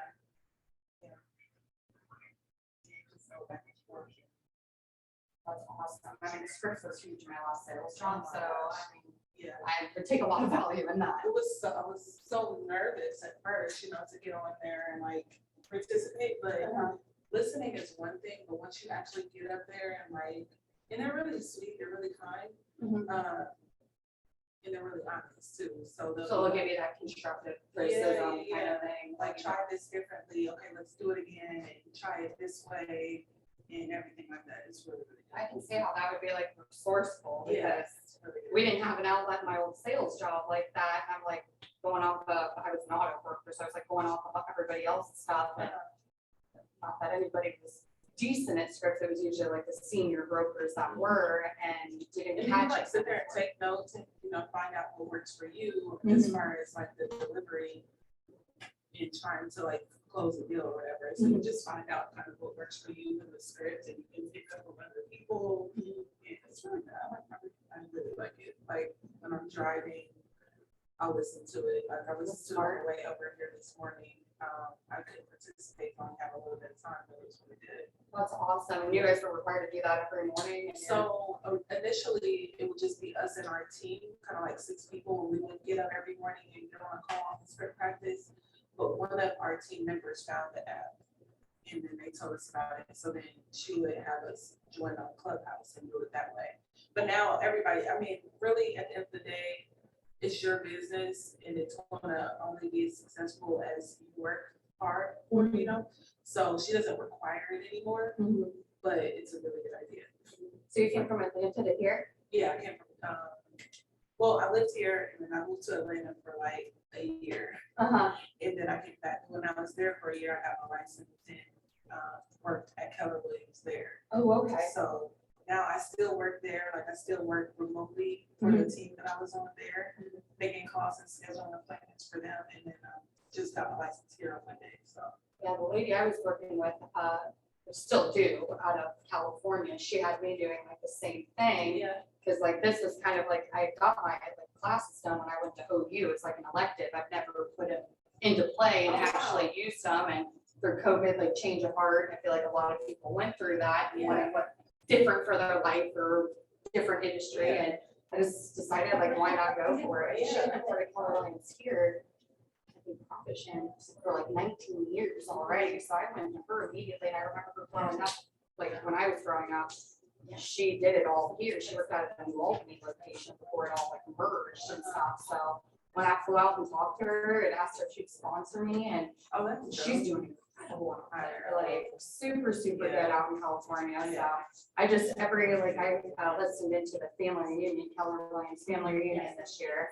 So I did a lot of like that stuff, and then I've done appointments and all that kind of like back marketing work and stuff for her. But I went while I was resetting. Have you been able to like write contracts for stuff like that, write offers and stuff? Not anything like that yet, but like I know like I have like 2 people looking just for land right now, and that's why I'm like, okay, I really need to like get into this a little bit more, because they were just holding off, and then there's friends, family members that are just holding off for me, but like, you know, they don't really want to hold off anymore. It's been a month and a half, so just trying to, like she was saying, like come to me now, so I gotta figure that out with Jill and stuff, so I'm excited, and my family's been in real estate investing, but I just want to take like I don't have an ample amount of money to start investing, you know what I mean? So we're about to get it. I'm ready, and I feel like a commission job. I've always worked commission jobs, so feel like it's just learning the industry. And for me, it's like, once I quit my regular job to start doing real estate, like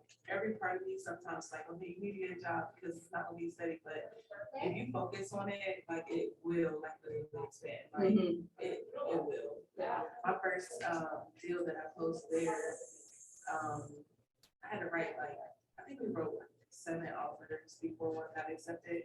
So I got a lot of practice with writing offers. So that was good, but yeah, I think just don't try to play from it and take bold was really good. See, she's been, ever since I started going in, and as far as the lady out in California, Laura Hutchins, she's been knowing to take hold too. Okay. I heard it's kind of like what they say, like a fire hose, like all the information coming at you at once, but Yeah. once you learn how to decipher everything, Yeah. that it will start to play. And it really like helps you like open up to different perspectives about like your different perspectives on things. And it'll like weed out the bad, like what she was saying, like the limiting beliefs, like it focuses a lot on that, and it helps you really understand that whatever you want is truly in your power, like in your, like you can do it. But I mean, it runs so much deeper than that. And you've already taken the whole? I took both, yeah. Okay, did you But take that last people- year? Yeah, I took it in Atlanta. Okay. But people that are involved, like, they've taken it 18 times, 15, like, they keep taking it over. That's how, like, good of a class it is. Like, it's really good. They'll have you start out like, my name is Cheryl and I'm 2 times bold. And everybody will say, yes, you are. So people will be like, I'm 20 times bold. And it's so crazy. But it happens like 2 or 3 times a year too, so. Oh, I can take it this time. I'll be signed up for it by the end of the week, I'm sure. I know, so mine, the one that I took there, a lot of agents in my office, they were like giving scholarships. So they would like pay for new agents to go. So mine was like partially funded. I didn't have to pay the whole 800, but yeah, it is $800. But they do a reimbursement though, which is That what was she my was first time saying. hearing that. So they didn't do that there, I wish. Yeah. That's nice. I'm already adding up that yellow, that fees and everything. I know. Like, Yeah. these fees don't go away. And then like the association dues here are like way higher than Atlanta, so, yeah. You gotta take all that into account, so bold is really good. It's worth it.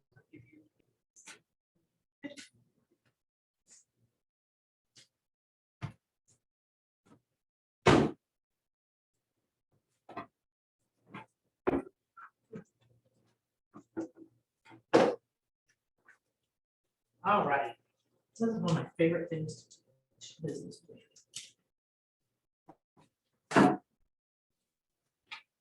This will be probably the driest part for you, but it's also going to be important because this helps you understand all the systems and models in that RA.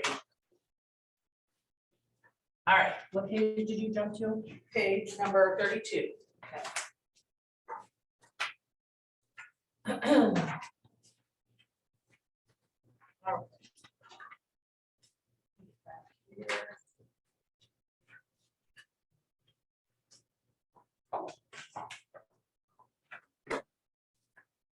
All right, so you guys all know how to log into MyKW, yes? Has everybody? Are you sharing the screen with Frank? Should be. I don't think I stopped sharing. Okay. Breathe, there you go.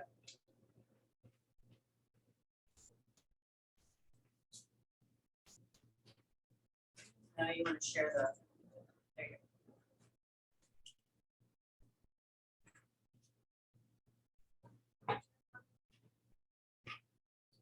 go. That's the class.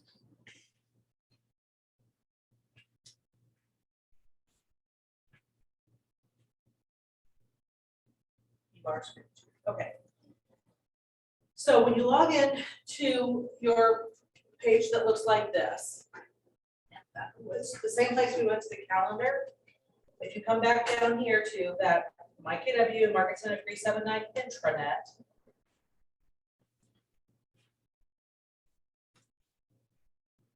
This time, instead of going to the calendar, we're gonna go over here where it says Market Center. And when you go here, there's all of these resources, documents. I suggest you spend some time just looking around at everything in here. This is the same place where you schedule a conference room.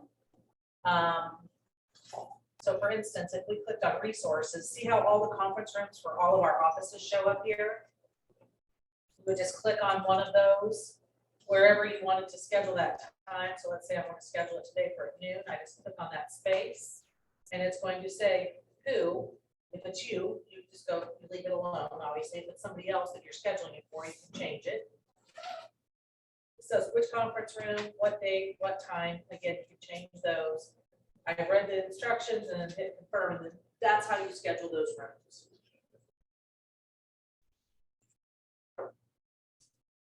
The other thing in this tab that I find very important is the documents tab. And this is the one I recommend you go in and just spend some time looking around. It has our logo in here. It has America's Preferred Warranty information. If you need health benefits, it shows you the information where you can contact to get a quote. There's forms, there's the language of real estate, which are our stats each month. So I just, again, recommend going in there and spending some time looking at things. What we're going to focus on today is business plan. And once you click on it, then you can click again. And it brings it up down here in an Excel spreadsheet.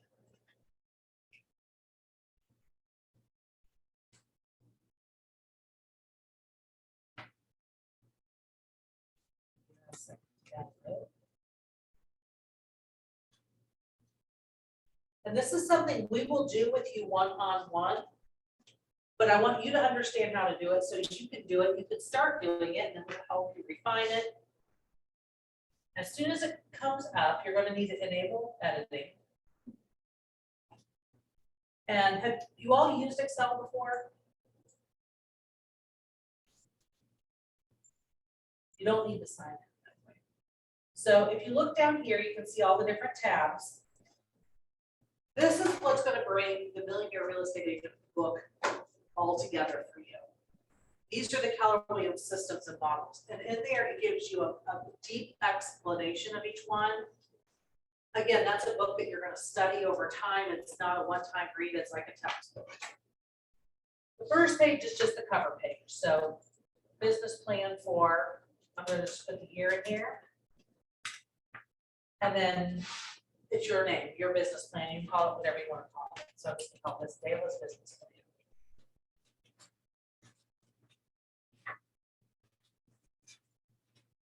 Now, we're going to go to the first page, which is the economic model.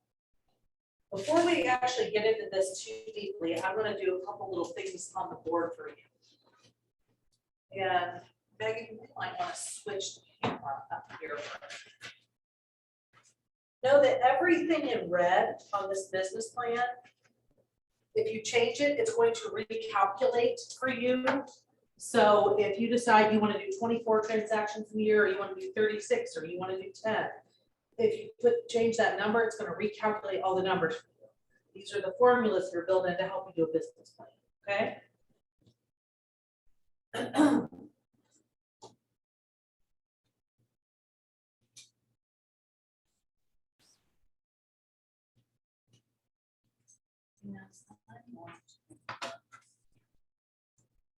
What I'm going to do for you is just a quick little drawing, but I think this helps. And it's about lead generation.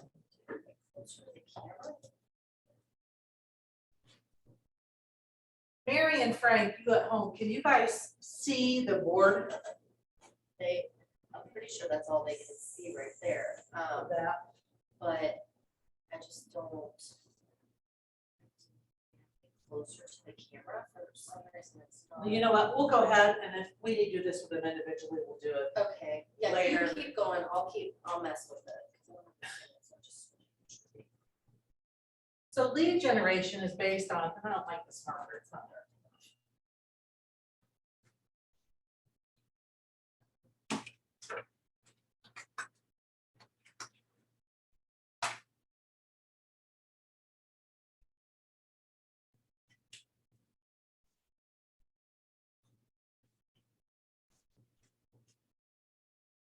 lead generation is built on 3 hours a day. And you're gonna read this in the book. It's gonna be built into this plan, et cetera. For the longest time as an agent, I didn't know, so what does that really mean? Hour 1, hour 2, hour 3. If you do this 5 days a week, you're gonna be successful. Hour 1 is who and what. Who am I gonna contact and what am I gonna say? This is so simple, but people make it difficult. Pick 10 people a day that you're going to contact. Write down their names, write down their phone numbers. It can be a personal contact, it can be a phone contact, it can be a handwritten note. It should be a combination of those. It shouldn't be the same thing all the time. What do you think the most personal contact is? A phone call or face-to-face. However, that's not quite possible to do every single month. So maybe 1 month, then you'll do the face-to-face or the phone call. The next month, a handwritten note. The next month, a text, because the text is pretty personal too. So who's that list? Their phone numbers. Get that already. Then what are you gonna say? All right, are you fellas in here? Are you sports enthusiasts? Yes. All right, who's your favorite quarterback? Favorite quarterback? Tom Brady. Tom Brady? I hate him, but he has to be. Okay, all right. So let's talk about Tom Brady. How many hours a week do you suppose he practices? Now think about it. His practice probably includes a dietitian. It probably includes watching films from other games. It probably includes working out at the gym. It probably includes meeting with his team and having meetings, viewing tapes. So you think it's just 40? No, it's more. Probably 60 or so, would you guess? Yeah. How many hours a week does he actually play? Does he play all 3 hours? He probably plays an hour and a half per game. So 60 hours of practice for an hour and a half of showtime. Do you think that's what sets him apart from other quarterbacks? Because he does that. The difference between good agents and great agents is the same thing. Those who practice, those who role play. Speaking of great agents, Paul George. Those who role play, those who practice, those who prepare are going to be a lot more successful than those who don't. So when I talk about what, this is the what to say when you contact them. That's the script practice. Guess what? You don't have to reinvent the wheel. In the back of the room and under the documents section that we just went over on the intranet, we have 2 manuals full of scripts in there. You can pick what you want to say. We're going to talk more about that in lead generation too. So it's, what am I going to say when I call them? And it doesn't always have to be about business. But you should always have some kind of reminder. One of the easiest scripts is, right now with the market, with the inventory being so low, hi, this is Dayla, how are you? You know what? We have buyers that need properties. We have no inventory. Is there anybody you know thinking about selling? Because I probably have a buyer that would be interested in your property. That's easy. Or if you're calling people you don't know, and when we get into lead generation, we're talking about Mets versus haven't Mets even more. But if you're calling them, it's a matter of who do you, in your neighborhood do you know that might be thinking about selling? So anyway, first hour is your list and what are you going to say and practice it. The next is make contact, hour number 2. So if you're going to be calling, boom, make the call. If they tell you, my sister Susie's thinking about selling her house, that's great. Can I get her information and jot that down in your notes? Then when you hang up from them, you don't want to go and call Sister Susie. You want to go on to the next call. So you get through all 10 of those people you made the list for. Call the next person. Hi, this is Dayla with Keller Williams. I was calling today because, you know, we have a real shortage of inventory. I have buyers looking in your area. Do you have any idea who I might call that's thinking about selling? Boom, go on to the next call. And then you talk to your friend, you know, that you went to college with. And, well, I've been thinking about buying an investment property. Great, what area of town would you like to be in? And ask those questions, make the notes. Again, don't go setting up or search for the investment property. Go on to your next call. Because what happens is if you go down the bunny trail of each person you talk to, guess what? You're not gonna get all 10 of those people called. Then when you get to hour 3, that's the follow-up hour. That's when you call Sister Susie. Hi, I was just talking to your sister Mona today, and she said that you're thinking about selling your house. Well, I would love to talk to you about what I offer as a real estate agent to help you get the most money and get your house sold quickest. And you go down that process with her. Then the next thing you do is you go set up Michelle on that search because she wants to buy an investment property. Then the next thing you do is maybe you know, your mother's going to have surgery next week, so you make a note. Send a get well card on July 30th because his mother's having surgery or whatever the case may be. And so you're making your notes, and then hour 3 is your follow-up. That's when you actually go do those follow-up items. Otherwise, if you stop during hour 2 to do those things, you're never going to get through all 10 of those people. In your book, I'm going to have you do a quick little exercise for me. This is kind of fun. Go to, just turn back to your table of contents page.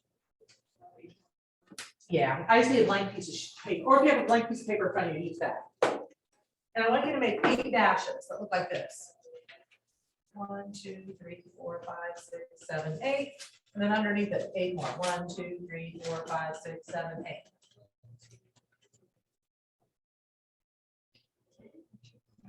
I'm sorry? Here's a pen. You're welcome. All right. Now, I'm going to time you, so don't start until I tell you to start. But when I tell you to start, I want you to take the first line and I want you to write your ABCs to fill up all the spaces. And the second line, your numbers, 1, 2, 3, etc., to fill up all the spaces. Don't do it yet. On your mark, get set, go. Look up when you're done.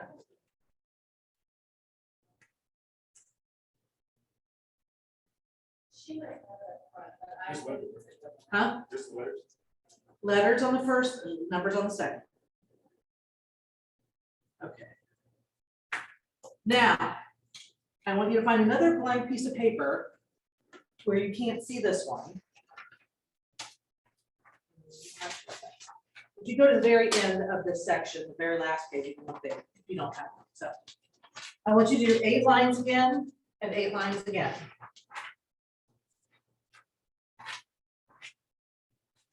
All right. Get that done. This time, what I'm going to have you do is I'm going to have you do the same thing, but I'm going to have you go A and then put the number 1, B and the number 2. And I want you to fill in the lines doing alternating back and forth. On your mark, get set, go.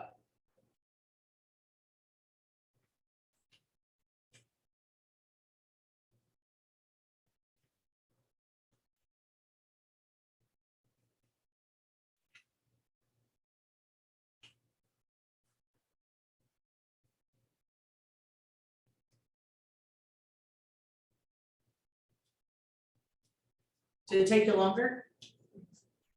Did it feel disjointed? That's what happens if, when you're making your contacts with people, if you stop and you go set up the search, it's disjointed, it distracts, you're not as efficient.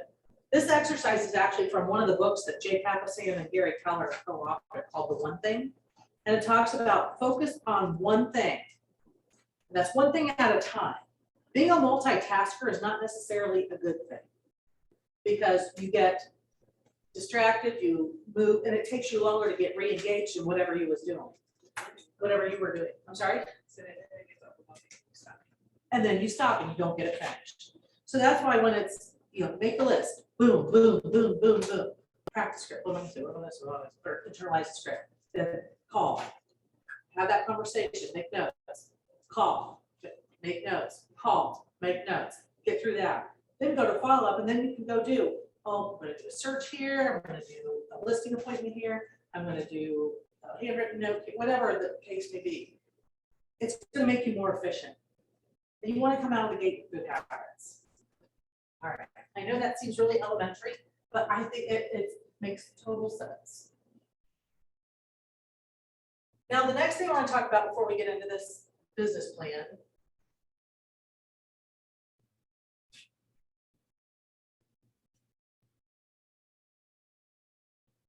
And actually, we're going to jump into listings, then I'll come back to this. So look on the board. Everybody see that okay? Like I said, everything in red, if we change it, it's going to recalculate for us. Everything here is based on 3 hours a day lead generation. That's why I wanted to go over that with you. So does anybody already know how many transactions they would like to do in their first year? 12? Okay. We're going to change this number to 12. See how it recalculates? The next thing we need to do is go to this side, and this column is all about listings. And we need to decide what percentage of our business is going to come from listings versus what percentage is going to come from buyers. If you don't have a past to go on, then you need to go based on what the Millionaire Real Estate Agent book tells you to set your goals. And it tells you it should be 50-50.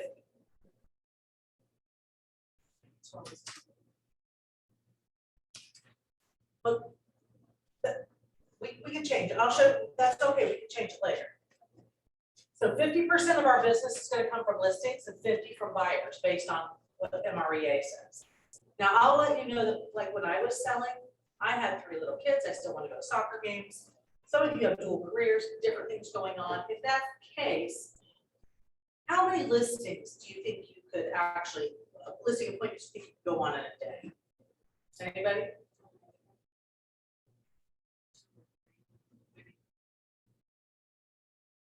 2, 3, if you're really diligent about it, say 1.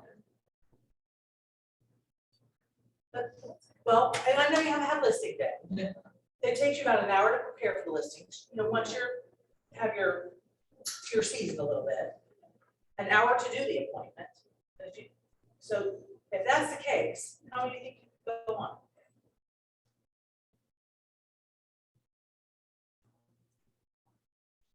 4 or 5? How many buyers do you think you work with in a day? 2. 1, 2.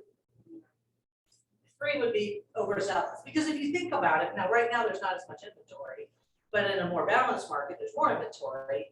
You have to figure out what you're going to show them. You have to map it out. Then you actually go on the showings. So you have to drive in between, go through the houses, drive to the next one. It takes a lot longer. So when I was selling, I tried to leverage my time so that I could be at my kids' functions and those kinds of things, and really focus my business on listings, because listings bring buyers. So I did more of a 70-30. I focused 70% on listings and 30% on buyers. If MREA says 50-50, you need to look at your own situation and make a decision if you need to alter it based on, what your life looks like. So again, if we change it to 70-30, this is how easy it is to change that.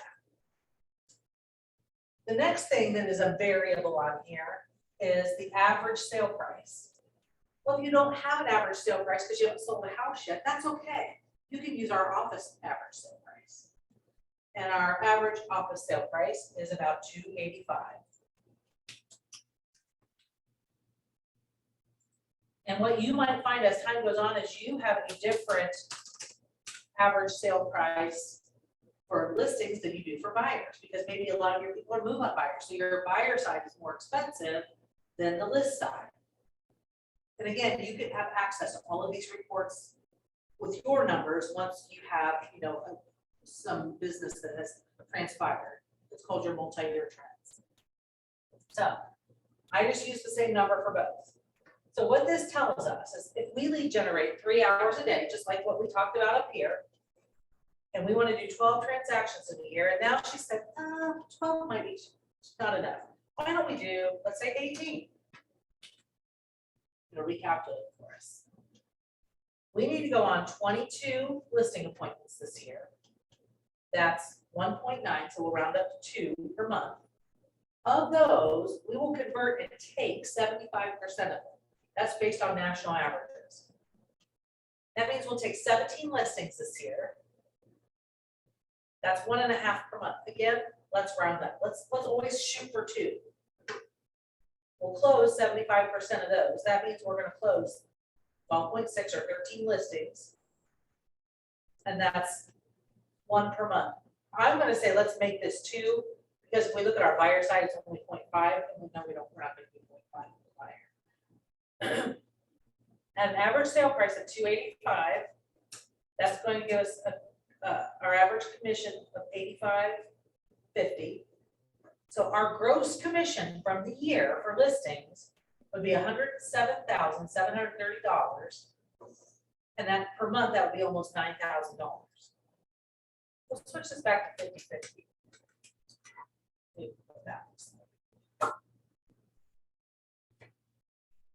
So would you be happy if that happened your first year?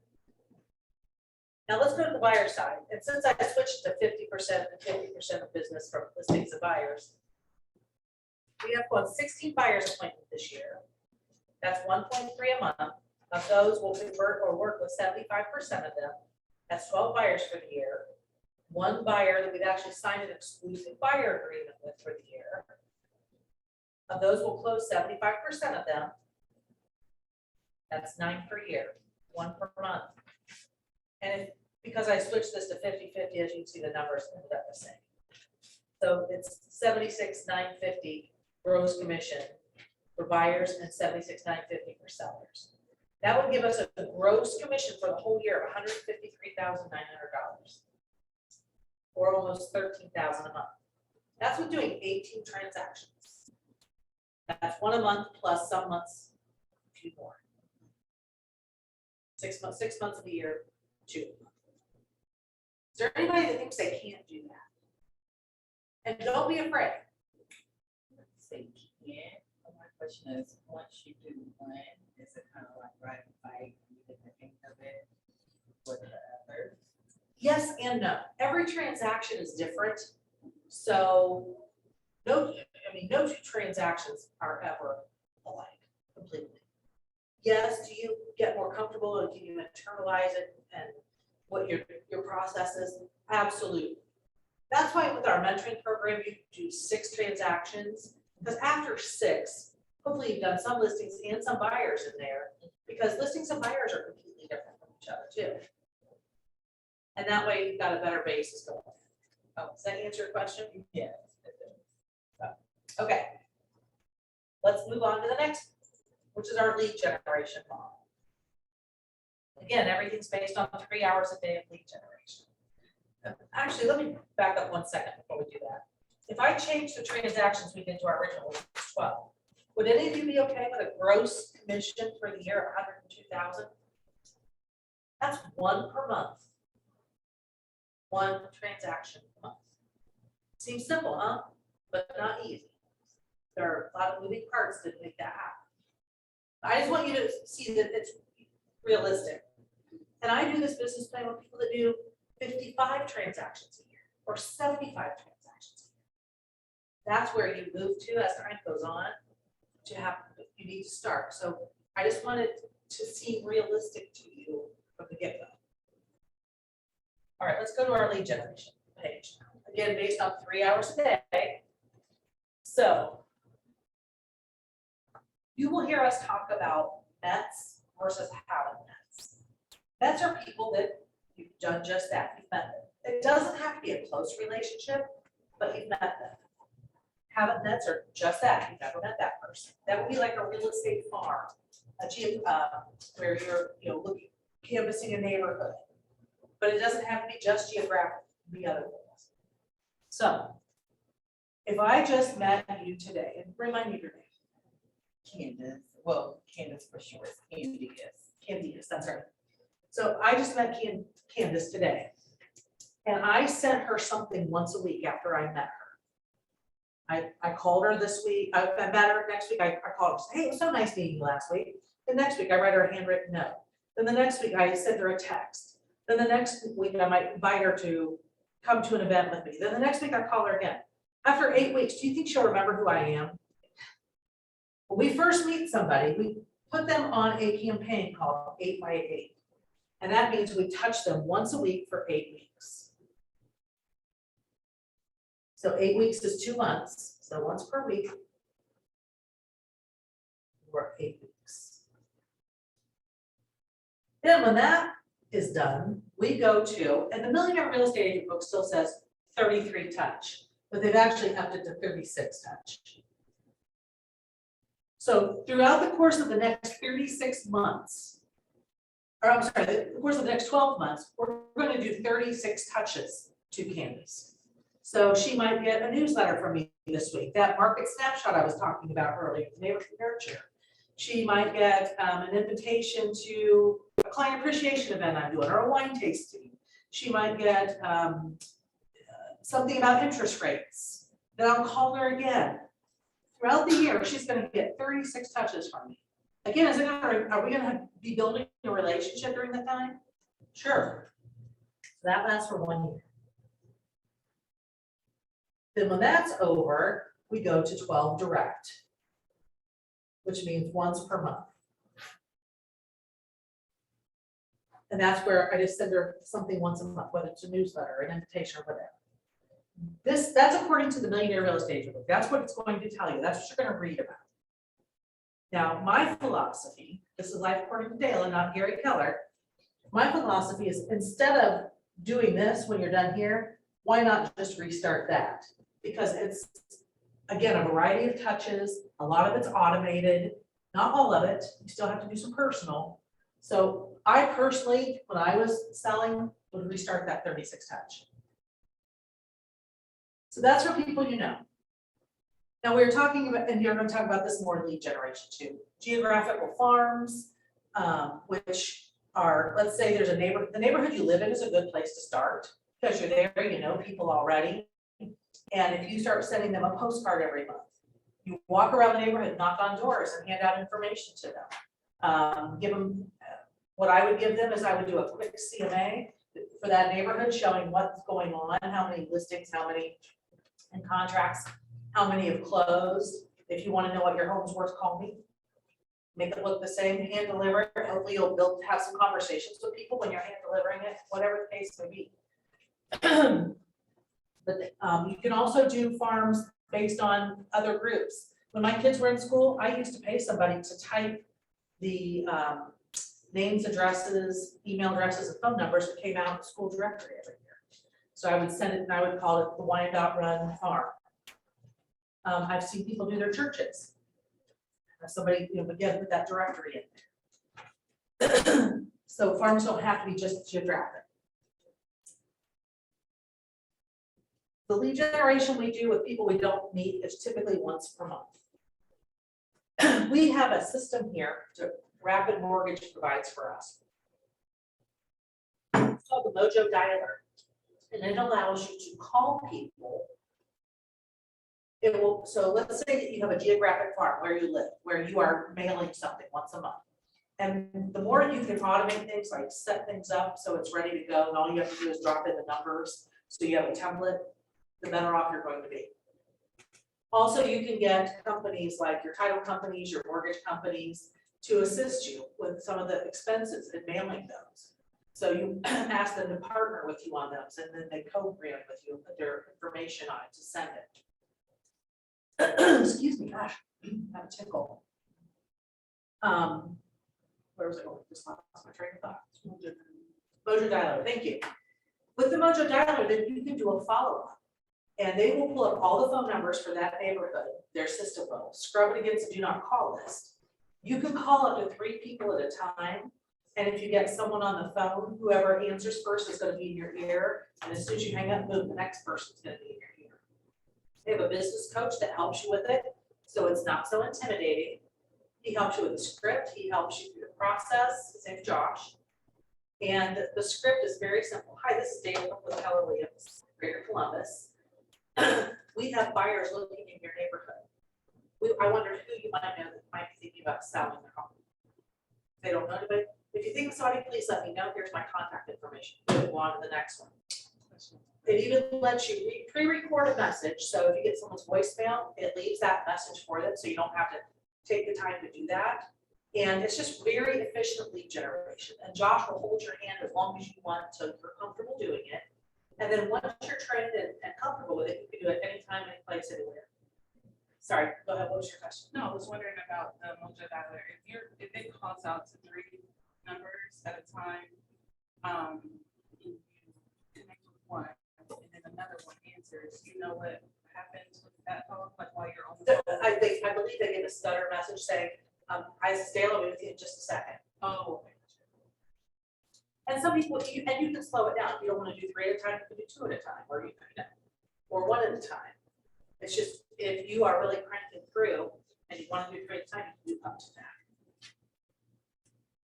that. So they're getting something from you once a month. And then if you want to really one up it, follow up with the Mojo Dialer. Does that make sense to everybody? All right, now let's go back to our business plan. This is the next page. I'm sorry, I have a quick question.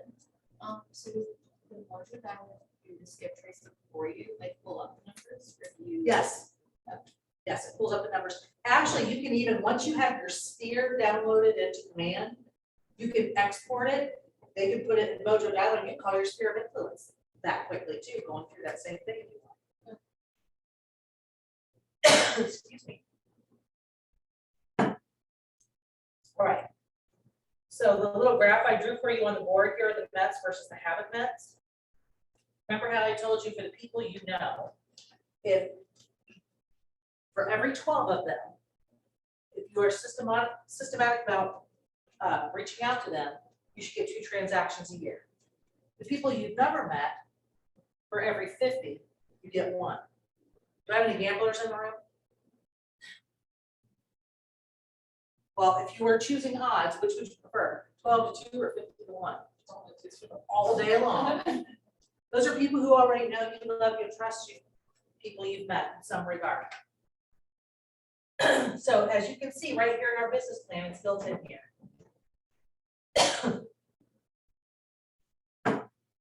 So on the Mets, we need to decide how much of your business is going to come from people you've already met versus how many from a real estate farm. So based on these odds, 12 to 2, 50 to 1, you have to make that decision.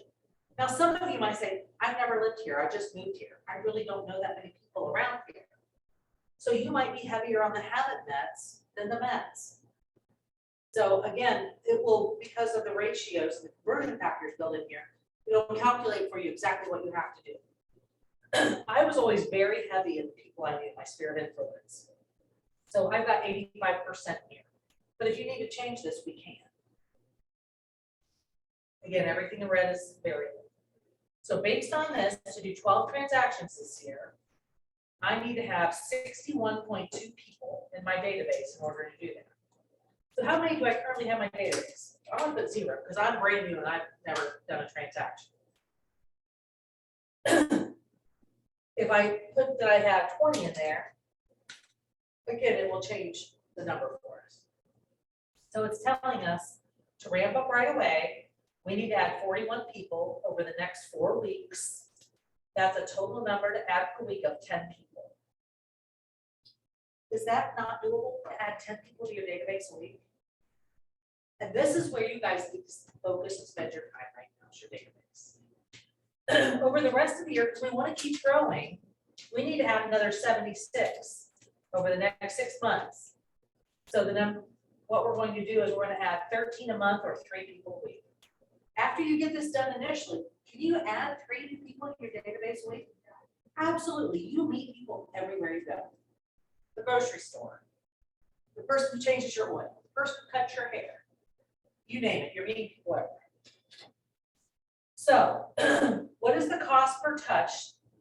This is the 8x8. Well, Because we're doing it through our system and we're emailing, because we have their information, we're calling. It's free, it really doesn't cost us anything. So that's something free you could do to get business today. Start talking to those people about real estate. Then we go to the 33 touch after that. Well, guess what? That's still free. That doesn't cost us anything. Now, when we go over to people we haven't met, well, first off, we don't know them. We don't have their phone number, we don't have their email address, or we might have it from the Mojo, but not always. So with those people, there's gonna be a cost attributed with that. So the number of people that we need, if we're doing 85 of our people are coming from people we know, 85% of our business, that means, come from people we know, and 15% is coming from people we don't know, we need to have 90 people in our database in order to do that, to have 12 transactions for the year. So over the next 4 weeks, it's saying to add 23 people. Well, I recommend you do this all at once. And one of the things you should do is you should start meeting with title partners, because title companies can actually, when you pick a neighborhood that you want to farm, they can pull all that information for you and give it to you in a CSV file. You can dump it right in here, it's quick. You can also pull it from Realist, which is attached to MLS. But I always say leverage, leverage, leverage. Meet with your title partner and tell them, I'm farming Harrison Pond. Could you, pull all the names, addresses, and if you have a way for phone numbers for me to dump into my database. So should we have a database for the title company and lenders? You should have a lender and a title company person in your database. Just one, or should? No, you should have more than one, because if you recommend someone, you should give 3 names. Oh, okay. And let your client then decide who they want to choose. But what I'm saying is you should sit down with a couple of title people right now and or lenders and ask them, would you like to co-brand with me to do some marketing? Okay. And a lot of times they will pay for like the design work and the printing of your postcards, and then you just pay for the postage or something along those lines. But what I'm saying is to figure out who those people are, you ask that title partner, can you pull for me 100 people in this neighborhood with their names, addresses, et cetera, in a CSV file? If you need help, Margaret will help you dump it into command, because you want to tag it, that it's the Harrison Pond Farm or whatever it is. So that as you communicate with it, you know what you're getting from it. So you need 90 of them, and what I'm saying is instead of doing 23 per week, you could do it all in one fell swoop. And they go on a 12 direct, and then you need to determine what's it going to cost you for your postcards. Well, if the lender's doing a big piece of it, you're just doing postage, and actually this is going up to 60 cents. You said her forever stamp. Postcards are cheaper, but if you do jumbo, so I just like to be conservative. So I'm going to say 60 cents per mailing. Per item. So that's going to cost you $648 for the year to do that. Is everybody following me how this all works and pulls together? All right, next we're going to go to the budget model. Again, based on 3 hours a day of lead generation. So you've got your gross commissions for the year is going to be 102.6. You've got expenses, you've got your caps, because you will cap if you're on that. Then salaries. Well, my guess is you're not going to be paying a salary at first. However, you're in the NCM program right now, and there will be a piece that you're going to, share with your mentor during that process. So this would be the place to calculate that. But you don't know what that number is going to be, so you just have to estimate. So you took your average sale price times 6 transactions, what that commission would be, and then the percentage that you're paying your mentor. This is a good place to stick that number in. Okay. Now, as time goes on, after you graduate, you might want to keep the transaction to close person or something like that. That's where you would build that in for them, because it's a cost of doing sale. It's a salary of a person you're leveraging. Everybody follow me? I'm going to leave it 0 right now. Lead generation is that all of these percentages in this column. What this is stating is that this percent of your gross commission should not be exceeded in each category for you to do business. And think of your business as a business owner. So you should not spend more than 3.1% on lead generation. So for the year, that means $3,180.60. My guess is most of you will probably spend a little less than that your first year. And if you adjust this, again, it'll adjust everything for you. See how it changed it over to the side? So I just pulled it down to 2,000. Occupancy, that's your monthly off desk rental. So if you take your 6,350 times 12, that's 762 for the year. If you decide you're gonna rent a private office or cubicle, that's where you would build that. So as you can see, we're still staying well below the 2%. Technology, well, you've got $1,100.50 for your board dues each year. Then do you have other technology that you're buying? Are you paying for Facebook ads? And that's kind of lead generation. Let me think of something else. Maybe you're paying for a zip code through Realtor.com or Opcity. Maybe you're, there's different things that you can buy as lead generation tools as time goes on. That's where you would build that technology. So we'll leave it at 1,500 now, 1,100 for board dues, and some miscellaneous in there in case we decide to do something. Does Mojo Diary come with it monthly? It's free. Oh. Rapid Mortgage provides it for you. Your phone. Your cell phone is not 100% a business expense, but it is a good portion of it. So you can include a piece of your phone in with your monthly budget here. Supplies. That would be folders, ink for your home printer, not equipment yet, but paper clips, pens, closing pouches, you name it, that kind of stuff. And again, my guess is you probably won't spend $530 on it your first year, but it's saying not to exceed that. Let's just say $250. Education. Let's say you're gonna go to both this year. It's $799, but you can get reimbursed for it through your closings with us. I recommend you do that. But if you take both, but you don't do closings, that might be an expense for you. Going to mega camp, going to family reunion, miscellaneous classes like this one with Mo Anderson. I say leave $2,000. That way, if you truly want the Keller Williams experience, family reunion, our convention in February, is Keller Williams from A to Z. You're going to be in big sessions with Gary Keller talking about the state of the company, and then there's over 280 breakout sessions. Mega Camp is a short and condensed version. It's a day and a half. It's in Austin and it's next month.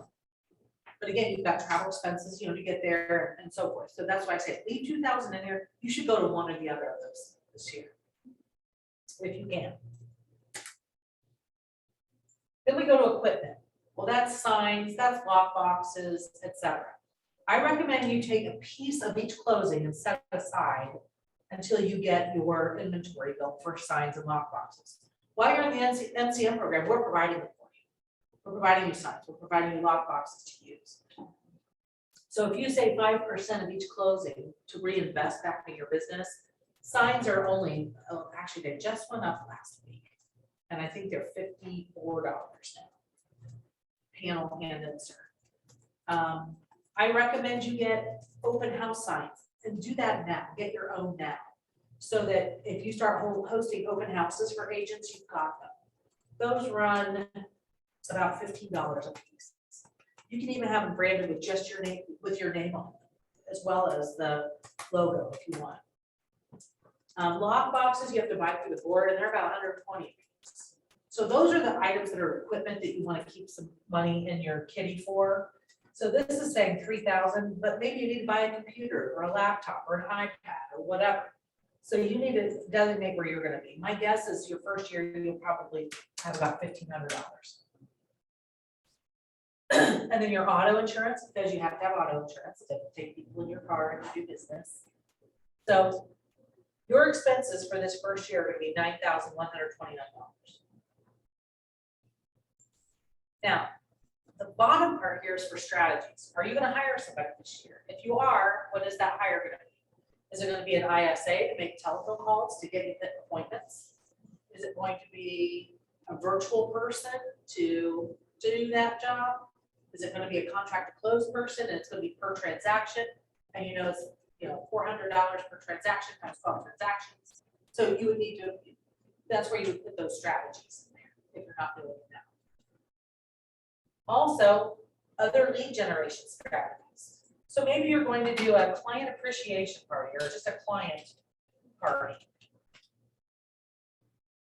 What's the cost of that going to be? Well, maybe you're going to start small. Maybe it's going to be a wine and cheese tasting and you're going to do 2 of them and you're going to have 10 people at a time.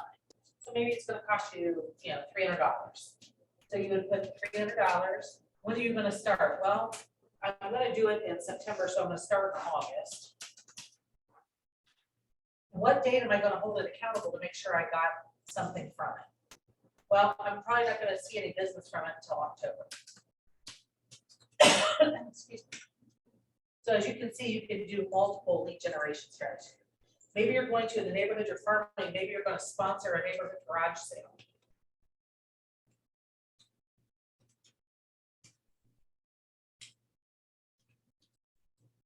We'll call this the wine party.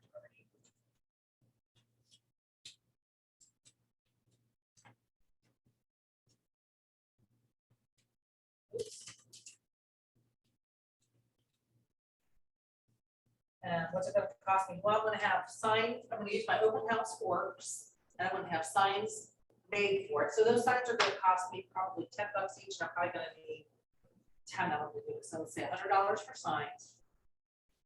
I'm going to send postcards out to the neighborhood. I'm going to call around that neighborhood. So it's going to be 60 cents times 300 people in the neighborhood.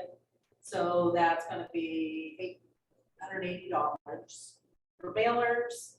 $100 for signs, and then I'm gonna buy water bottles. I'm gonna put a sticker with my branding on them that day. So that's gonna cost me $5. So let's say that we're gonna say it's gonna cost us $250 to do that. What's the start date? Well, we're gonna have the garage sale in September, so I'm gonna start in August again. But as you see, you can do, schedule it out through the year. You get where I'm going with this, on how you come up with different strategies and you budget for them, plan for them. Okay. Now, this bottom column here says remaining lead gen budget minus total cost of additional strategies. So the budget up here is 2,000 minus 550.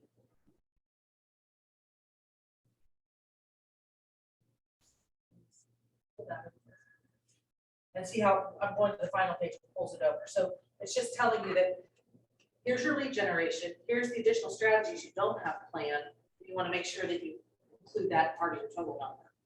That make sense? Okay. Does anybody have any questions about this? I'm just trying to do some samples of ideas of things that you might do. And as you're coaching with your mentor, coaching with us, we will help you with ideas as time goes on.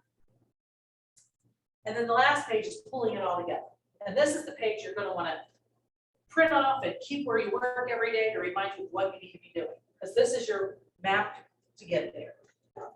After all of your expenses, if you do everything in here, your net income after all of your expenses, with the exception of your income taxes, is going to be $69,471. How does that sound for your first year in real estate? So it's got your total cost of sales, which are your caps, other operating expenses, which came from your budget, our total budget lead generation operating expenses. It's summarizing that 85% of our business is coming from people we know, 15% from people we don't know, how many contacts we need to add to each, the total combined costs for marketing action plans. Here's the strategies we put into place. A total gross commission of 102.6. In order to do this, I need to go on one listing appointment a month and one buyer appointment a month. Does that seem doable? Does anybody have any questions? I know it's a lot of info, and I've talked about a lot of examples as we went through. Can you Yes. remind me what the dress was, what's the site? I'm sure. Let me actually just get out of here. And this site should be saved on our personal computers. So what you would do is when you're done with this, and Rachel or I will do this with you individually, but I want you to know how to do it, and it's a good idea for you to go to it, start doing it, and then come work with us on it. Hey, Josh. He's your Mr. Mojo. Introduce him. Here's my www.kw.com. So. Yeah, if I'll you take go- him back there in Okay. just a second. This is Josh Pankowitz. Josh is with Rapid Mortgage. He's your Mojo dialer guy. So we've been doing business plan and explaining how they could do different items, and that was one of them came up. I'm the guy to show you how to do it. Great timing. He'll make an individual appointment with you. I don't know if you're doing more group settings coming up or whatever, but, Whatever works Um, best. and then when he'll hold your hand, I promise. He's not gonna just say, go do it. I know it's scary the first time you get on the phone. So having somebody how many agents do you do this with on a regular basis? A lot. So know that you're gonna be in good hands. He's going. Have you already been doing it? Good for you, buddy. Very back. All right, thanks, Josh. All right, now to answer your question. What you would do when you ended this is obviously you would save it and then print off that last page to keep as your summary wherever. I'm gonna go ahead and close it out. So when you log into My KW, which is this page here, when you go down to the bottom under quick links and you go to our market center, The web address is mykw.kw.com. And as soon as you pull it up, it'll go to you'll enter in your user name and login, sorry. And then it pulls up that main screen that she just had. and then you go to quick links. And then you go to market center. When you get into market center, you go to documents. And it's called business plan. And like I said, spend some time going through this and looking at all the different documents that are out here. Like, there's a utility checklist. So when you're putting property in contract, you want to be talking about concierge service to your client. So here's a list of all the utility companies, so they can call and turn off the utilities. There's a W-9, if you're doing a referral, let's say you send a deal to Colorado, that office is gonna need your W-9 in order to send your commission check here once it closes. So there's all kinds of info out here. All right. Is everybody good with business plan and understanding why it's important? Okay. Move back to the book.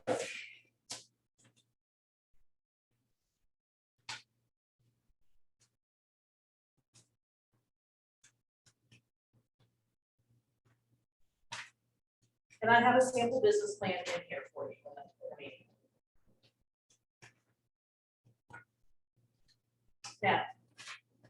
Now you've got your goals. Now, what's a good way for you to make it happen? So if I said 8 of us in this room are going to California, that's pretty ambiguous, isn't it? But if I said 8 of us are going to California, we have to be there on September 1st.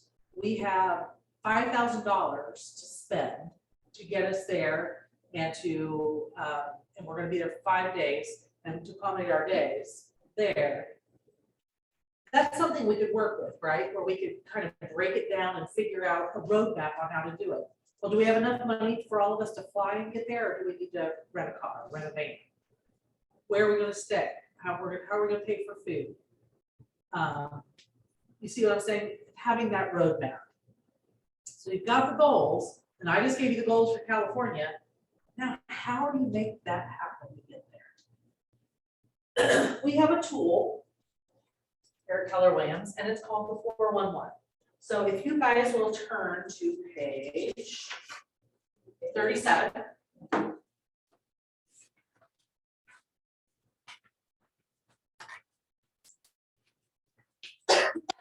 411 stands for 4 weeks, 1 month, and 1 year. So we use this tool as a productivity tool to reflect our top priorities so that we get things done in order to reach our goals. So this is an online tool that's really simple to use. We're gonna break it down into yearly goals, monthly goals, and weekly goals.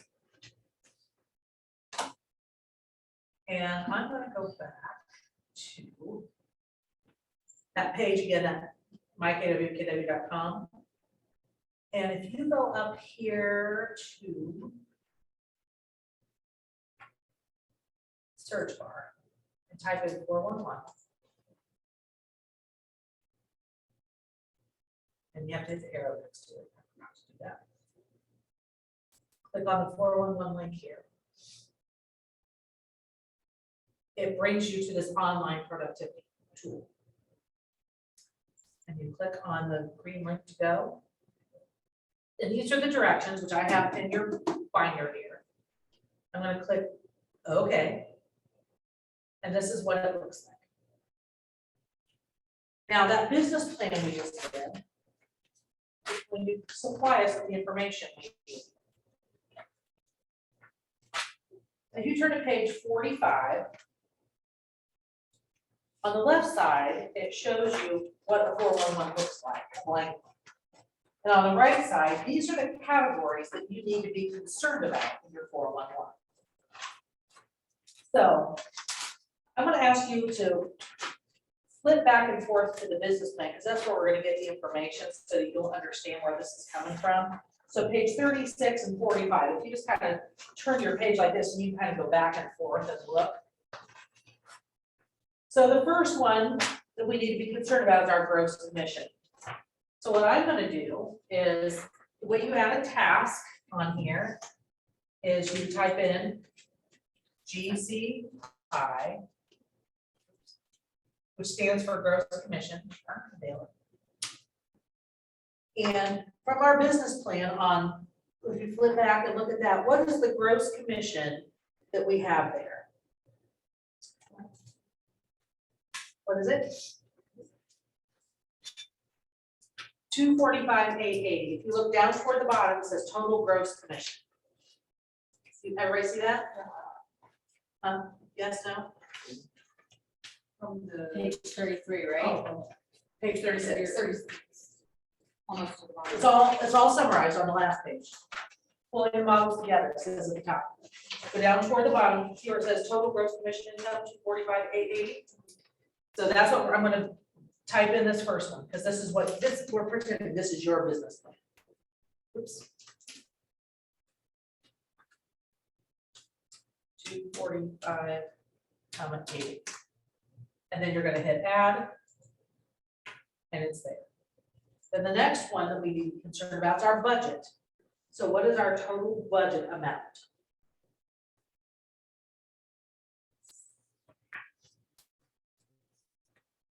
$7,622.28.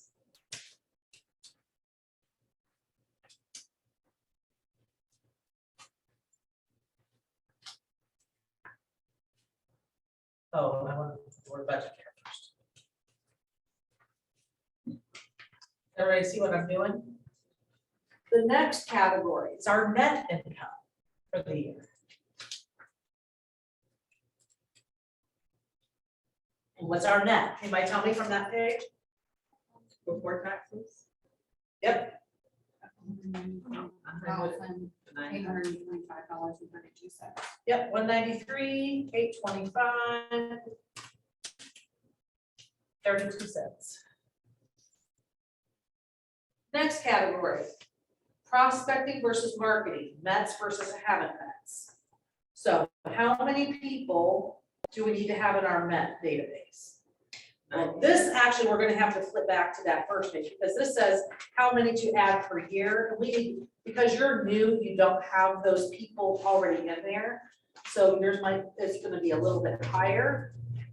So we know that we need, if you go back to the economic model, I'm sorry, the lead generation model, we know that we need 122.4. And then we need to add an additional 76 per year, right? So 122 plus 76, who can add that for me?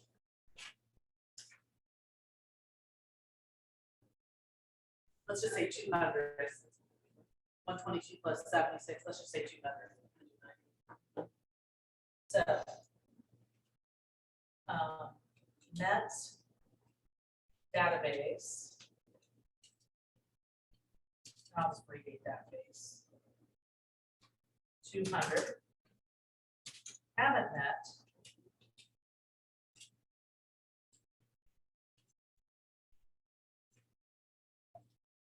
And the haven't met, actually, we only do once. So that number will be rate true.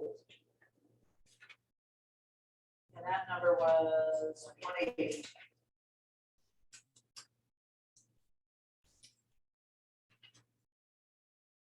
And the next, how many listings do we need to get this year?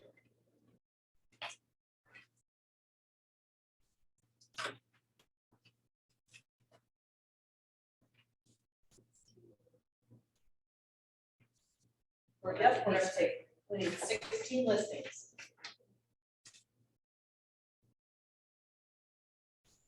How many buyers do we need this year?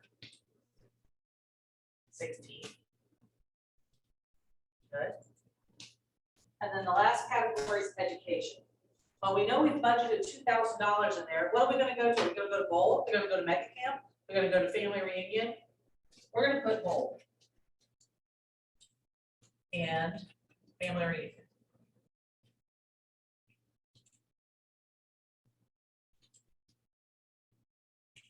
That's not so next year, but we're gonna have it. All right, see how we have those 7 categories? Now those are our yearly. Also, don't forget your personal goals. Maybe it's to save $10,000 this year. Maybe it's to save $2,000 for a boat. Maybe it's to put a down payment on a trip to Europe. Maybe it's to lose 10 pounds. Maybe it's to exercise every, 3 times a week. So add your personal goals in too.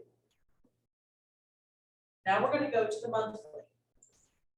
So now you want to take each of these categories and figure out, what am I doing this month in order to make this happen? Well, your gross commission, you can go ahead and put those monthly amounts in, and they're listed in here. If you go back to the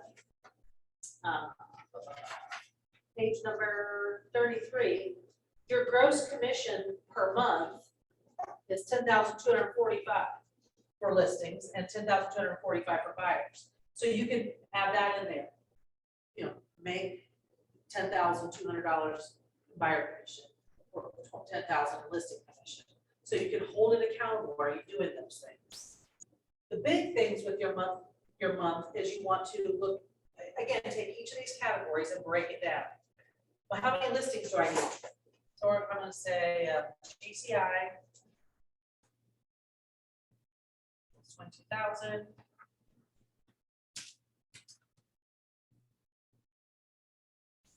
I'm not going to worry about the net so much right now. The budget for the month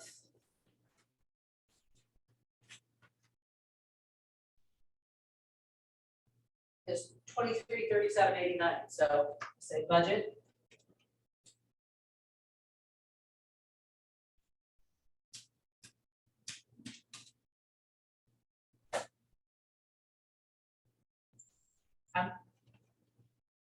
How many people do we need to add per month to our database? It's 3 or 13.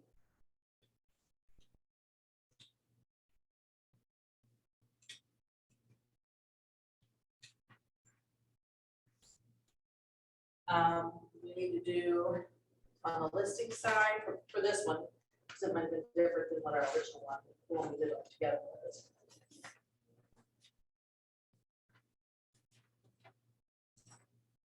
Or 1 month, okay. 1 listing.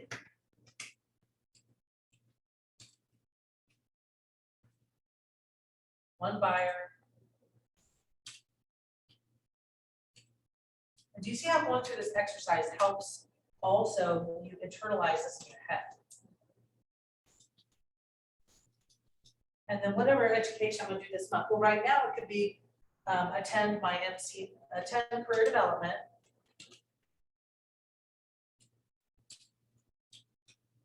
MCM meetings. And let's say the mega panel with the Zoom. Again, you could do your personal over here. Then when you come to the week, this is where you're gonna get detailed. So as you see, once you get this done at the top, it carries over every month. But the detail is in the week. So as you get to the week, what am I gonna do? Well, I'm going to call 10 people a day or make contact with. 10 per day for 5 days a week.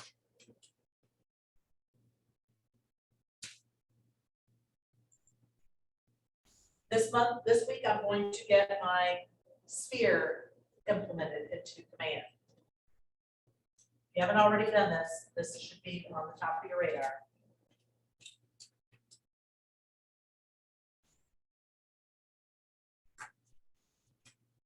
Set sphere up.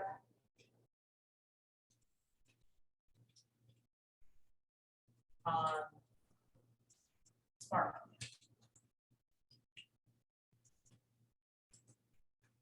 So as you see, you go through and all the start things you're going to get done this week. Well, then for next week, we're going to appointment with title company or haven't met contacts. Upload.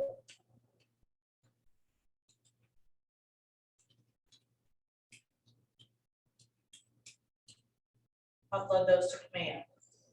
Set up on Smart Plan. And we go back and go, oh yeah, we did put our MCM class.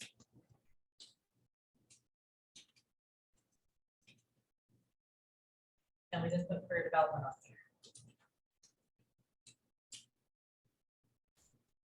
Next week, we can put the MCM. Well, now here's the thing. Before I go out and do any more of this, let's say that we make our 10 contacts for the week. We check mark it and we cross off we've done it. We've already done our 10 contacts a day for the whole week. Did we get our sphere in Command? No, we got some of them, but not all of them. So what we're going to do is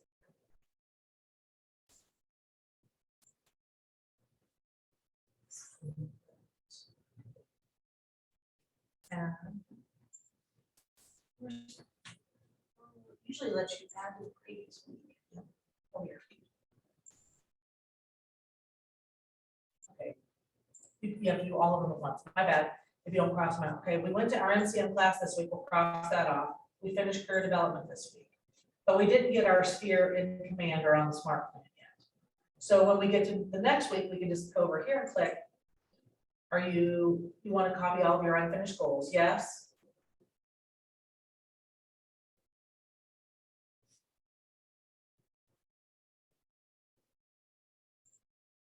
Oh, why did you have unfinished? Why are you not moving them? You should just move those right over. Can you drag them over? Oh, I'm in the wrong place. My bad. I was at the top. I have none.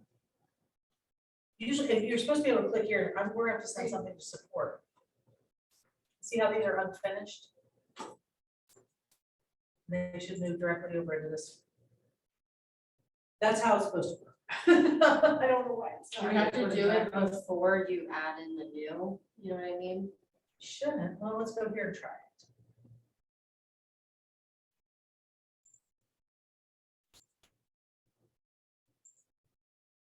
No, it's not working.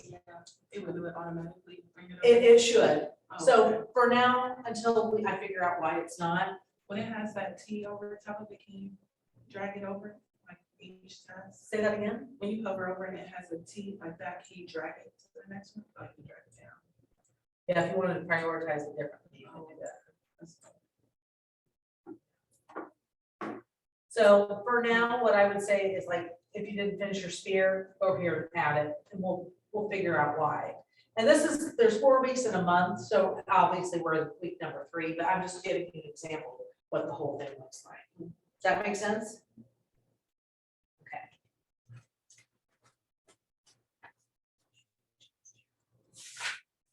Here's what you want to think about when you're doing your goals. Obviously, your business plan gives you goals, but there's going to be other goals you have.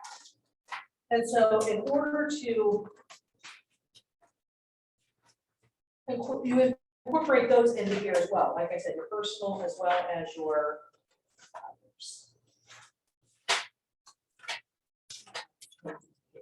just here, because there's a place that has, it's called your SMART goals.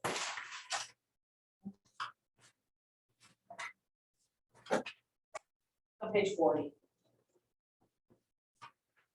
SMART stands for the next icons I'm going to talk to you, or the next words I'm going to share with you here. S means they're specific. If I just said we're going to California, that's not very specific, right? We need to be specific. We're going to California, the state, there's going to be 8 of us. Measurable. Are you getting to them? Can you measure them? So obviously by putting contacts in a database, that's a measurement. Going on a listing appointment, that's a measurement. You want them to be measurable. Action oriented. What actions can you take? What are going to be those details down there to get that one listing a month? Your sphere, that's one detail item, right? What actions can you take to make this happen? Making those phone calls, attending those classes. Realistic. Well, you don't want to come in your first year and say, I'm going to do 50 closings. I mean, that's great. Is it realistic for where you are and getting your foundation set for your business? And then the last one is time bound. If you don't finish your goal, guess what? Next week, not only do you have to do your goals for next week, but you have to finish up whatever you didn't get finished the week before. Make them time bound, give yourself deadlines, or else it just keeps going off into a turn. So when you're doing your goals, that's something else to think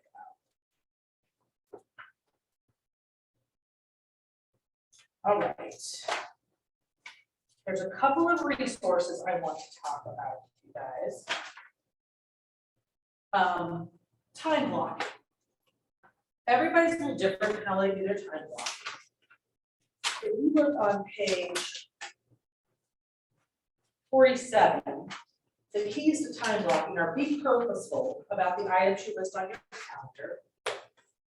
Be thoughtful about which activities are best blocked at which times. Be diligent about not allowing anything to steal that time. That's why when we went through the dashes exercise, you gotta stay focused on that. Well, it's the same thing. If you're gonna lead generate, bunker yourself in. Don't go someplace where you're gonna have interruption after interruption or interruption. Don't take any new calls on your cell phone during that time. I used to tell people to use a landline to your lead generation, so your cell phone's not a distraction. Not always you're not always able to do that these days. But if you get a new call, send it to voicemail and keep on track to what you're doing. If you erase something, replace it. There will be times when a true emergency does arise, and if you erase getting that item done, just make sure you add it back someplace else. And be consistent. That's the biggest thing. I also found when I was lead generating that they always say lead generate in the morning before the rest of the day gets in the way. However, sometimes it's hard to catch people at home. So I used to take one day per week, and I usually did Thursday nights for whatever reason, and I would make my lead generation late in the day because I could catch people at home that I couldn't get through the rest of the week. Or maybe you want to take a Saturday morning if you're having a hard time getting a hold of people. But be strategic about that, and just, I don't care when you do it, just do it, get it in.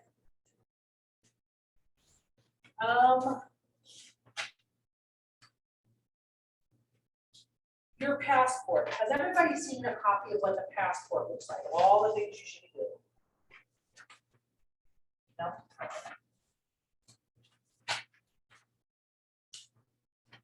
Go to page.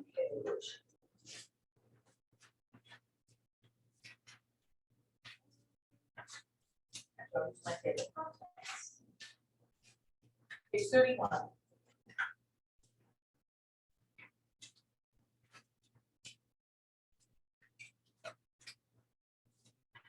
This is something that you guys will have access to online. Ask your mentor about this. This is everything that you should be doing right now to get your foundation set. Announce your move to Keller Williams. Do that with a mailer, do that with emails, do it by calling people. Do it on Facebook, do it on Instagram, all your social medias. Make sure you're going, if you've not met with Margaret, you should have 3 really detailed meetings with Margaret.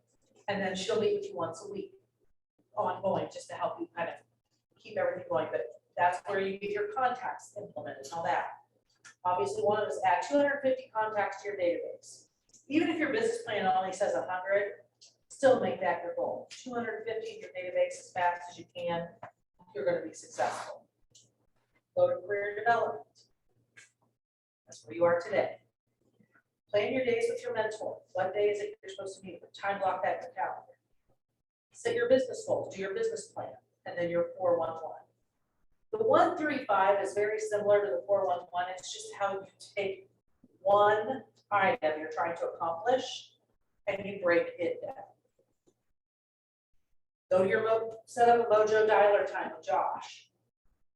If you've not signed up, if you've not paid for your board dues, then join the Columbus board, do that, and go to the orientation and the meetings, the training that they require in order for you to get your super key, because you can't show properties without it.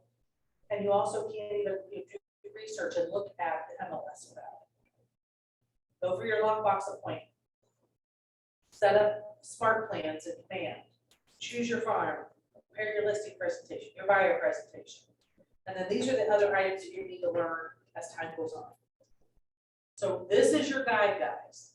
And if you want to take this and put it in the front of your notebook, post it where you work every day. Check these off as you do them so you know you've done it. All right. We didn't talk about page 30, which is safety rules. It's always a good idea if you're going to meet with someone that you don't know, meet them in the office first. If somebody's willing to come to the office and sit down with you in a conference room to do a buyer consultation or a listing consultation, that's what you need to do. Always be cognizant of your surroundings. Unfortunately, we live in a world that's not always so nice. There have been some bad things happen to some agents. You probably heard about the agent that was killed in Texas a couple of years ago.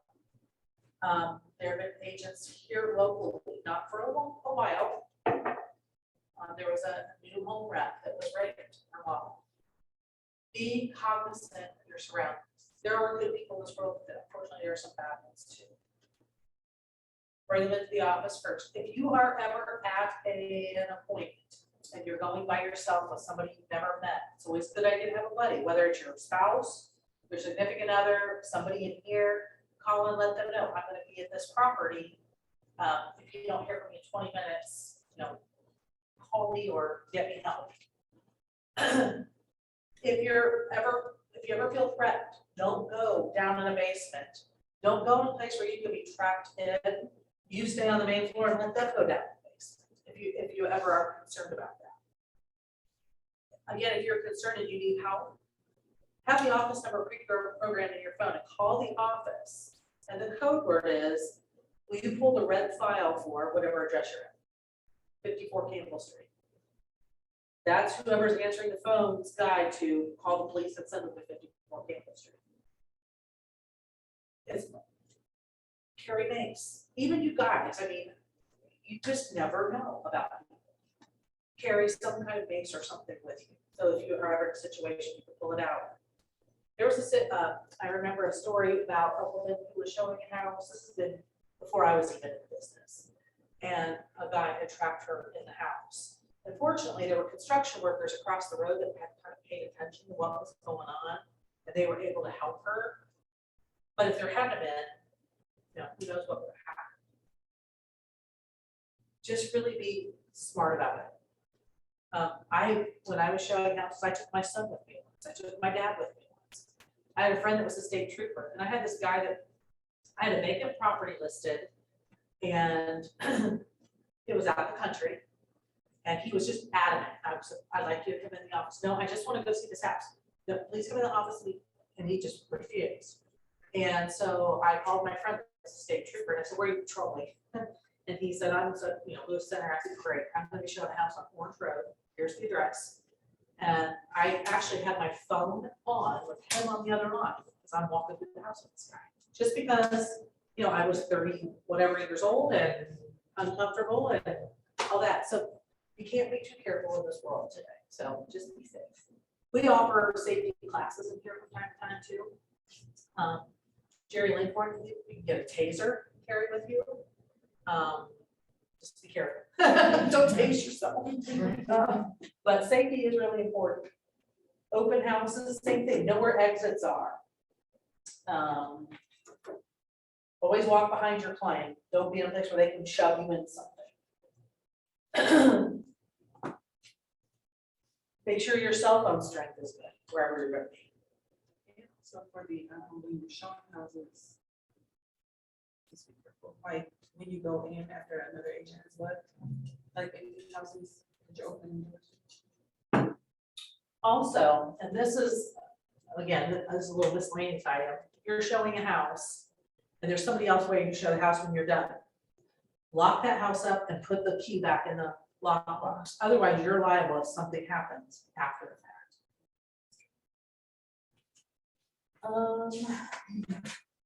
I'm going to do best homework. We do a personal assessment with you guys, it's called a KPA. Have any of you guys already done it? Takes about an hour to do it. Okay, you'll get your results by having it validated. Ask your mentor to validate it if you, or Rachel or I are happy to do it too. As another assessment, it's called the DISC. I'm gonna have you do that on your own. Sorry. If you turn to page 15, I'm gonna give you the instructions.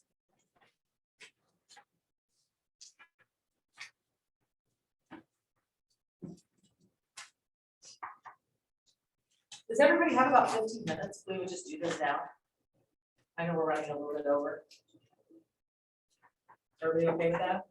We'll just do this now, then that way we'll have it done and we'll have to do this homework. So I want you to do it.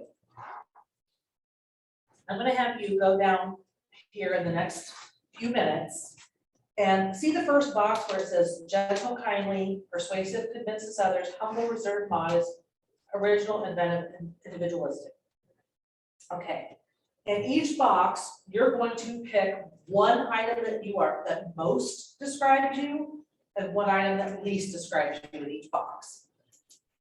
Whatever your gut reaction is, answer it. Don't, sit and harp over it. But go ahead and do that for the next 2 minutes. You should do that too, Megan, just so that you go through the distance. In here? I thought it was something else. Well, I just didn't want to mark in this since it's not, you know what I mean? That's the only thing. We can put it in Vegas. I got it up if you want. Oh, I know, it's okay, well, because I was like, wait.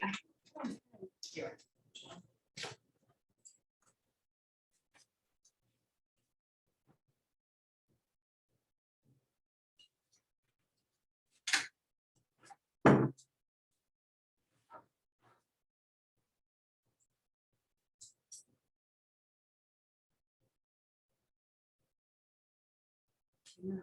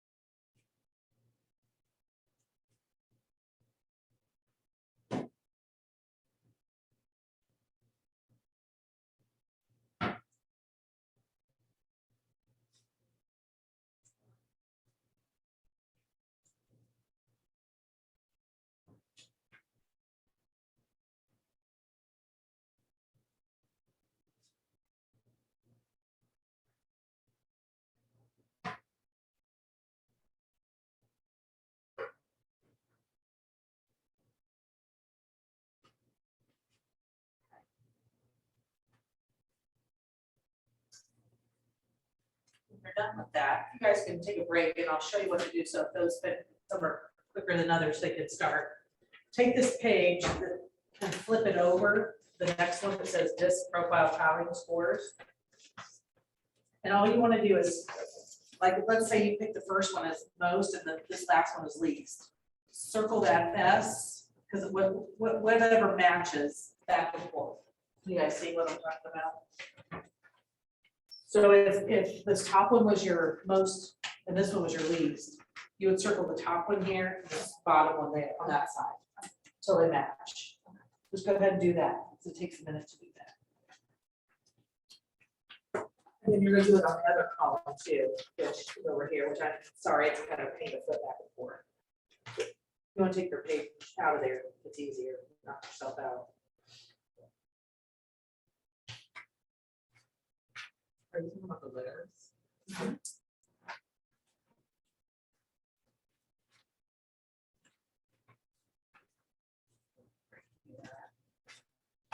So you should only pick one M and one L for each. So let's say that you picked, well, which one of those is your one you're most like?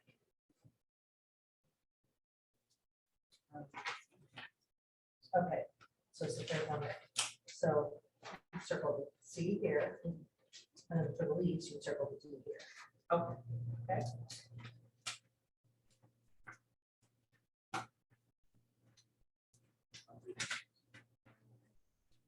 As we say, on this one, it's easier to do it this way, like so you would circle the S. Do a corresponding, Yeah. just when you get to this row, it's more of a pain. So then the next one is full cover. Yeah, you'll stop it, so like, you got dirt one down. So, yeah. But yeah, for this one to see. I should have done it on separate pages. That's why I said we're gonna be making adjustments. There you go. Appreciate it. Anybody else need help? Your guys? Oh, you only did the most negative ones, okay.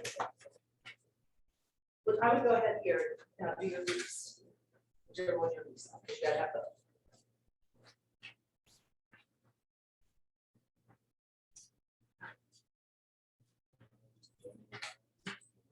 Do you understand why that on the separate side? I actually. So like this is your most, so you're gonna circle the X. This is your lease, you're gonna circle the corresponding. Oh. It's just when you go to do this one, it might be your take the page out. Oh, Back I and forth. got you.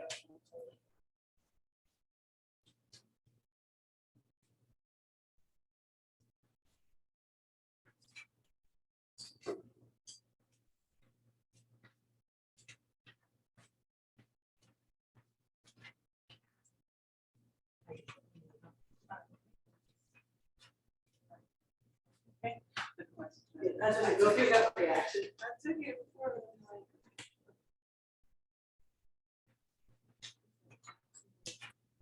What was that? Most people would start that. Yeah.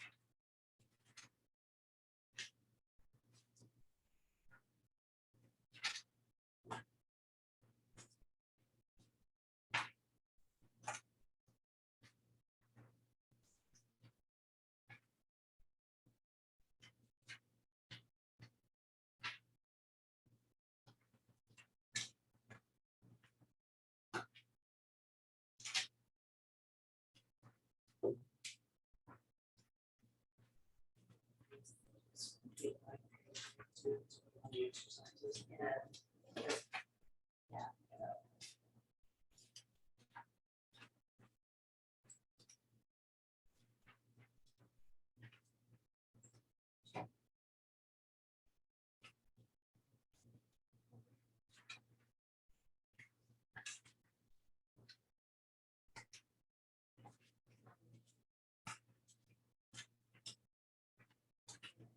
Yep, so like, you're in the station. No, you circle. Oh, I see, I'm sorry. Yeah.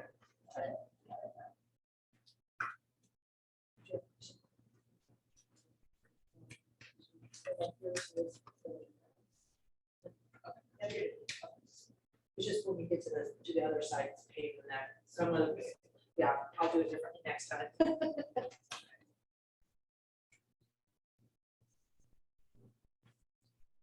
But we can send the printers from Matt's numbers because we make little adjustments.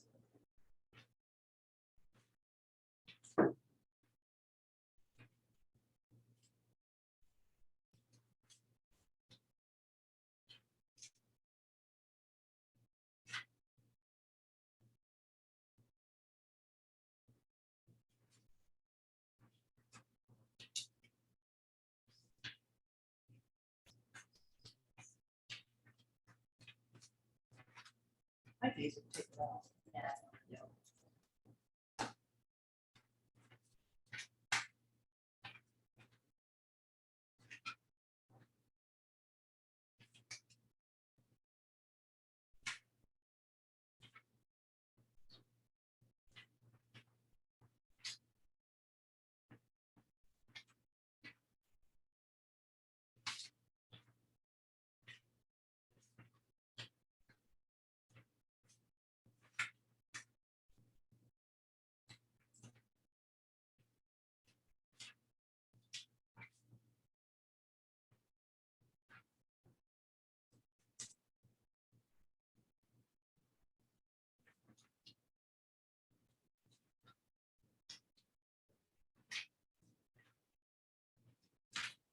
I promise the end of this is gonna be the fun part.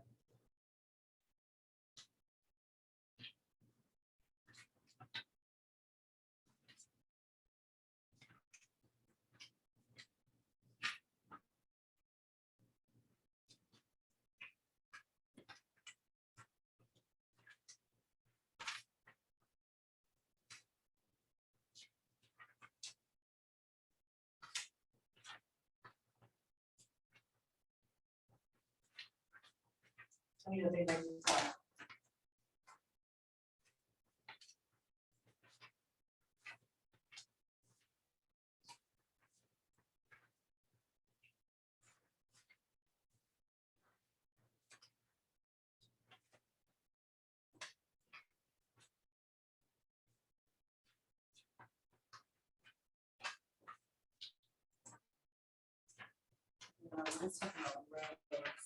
Are you done with that? Okay. Yeah. So now what you're gonna do, is everybody ready for the next part of it?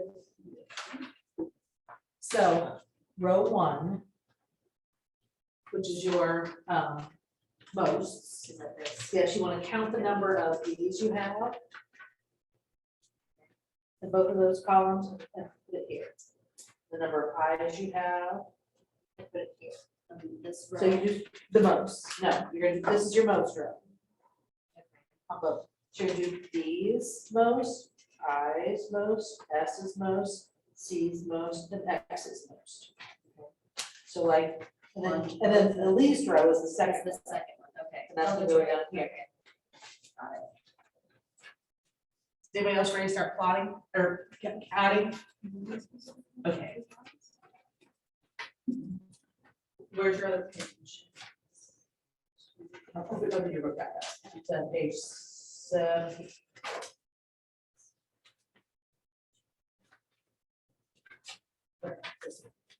This is your most, your first row on each column is your most. So you're gonna add up all the Ds. How many Ds are in this most row? Put that number there. Then how many I's? Put that number there. Then when you're done with that, you're gonna go to your least row. And you're gonna add how many D's.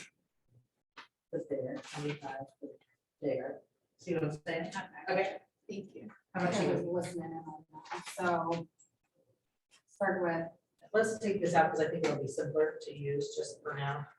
That's why I said I'm gonna change this, so next time I don't like it. maybe, there we go. Okay, so we're still working on this. So like, now we're on the second. So it's gonna be actually, I and C. And then bottom and top, so. Just do that all the way down. All the way down, you got it. Anybody else need help?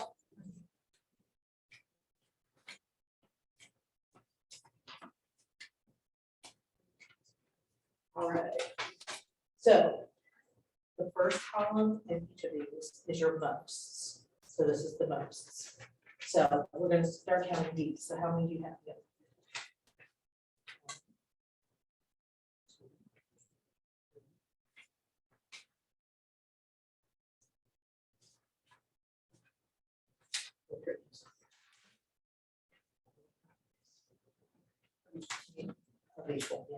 Then this is your least row, so we'll do the same thing. Just go to the second column after you finish this. Okay.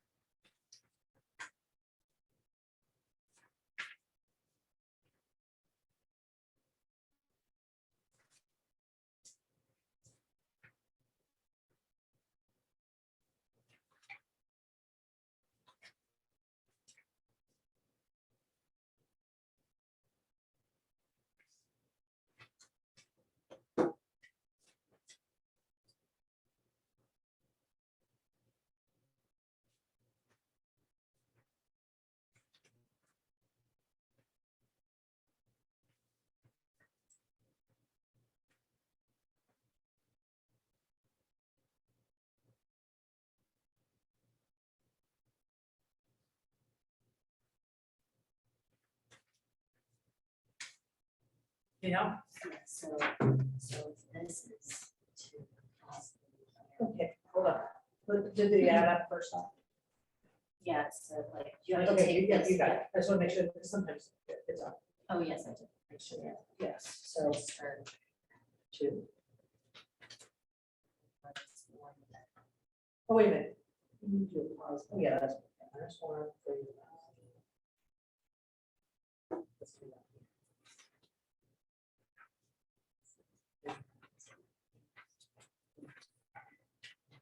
Yeah, that's not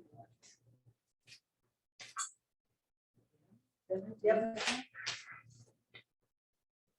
And then C two.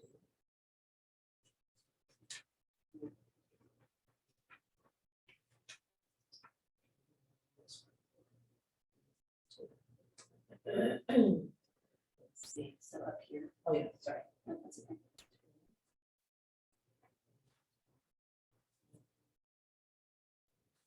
Well, no, see, that's what I mean, everything's supposed to.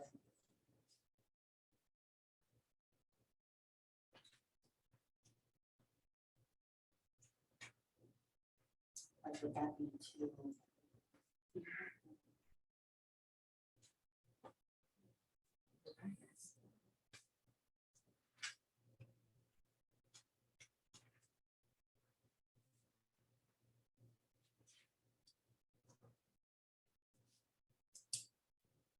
Oh. Yeah. This one is supposed to be with this, so this is supposed to be 7. Let's see. 7, that's what's 5. 4. Oh, 4. 4. 6. 11. That's okay with me. So, 4 was 25. 5, yeah. Okay, then this is the next one, so 5.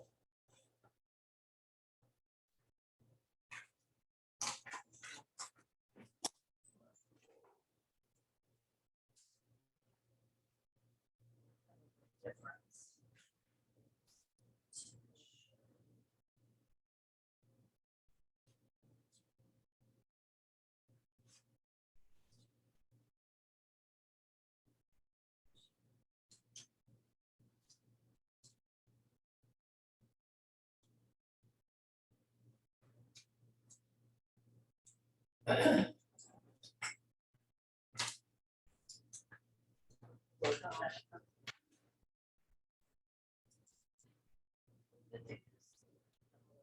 Okay.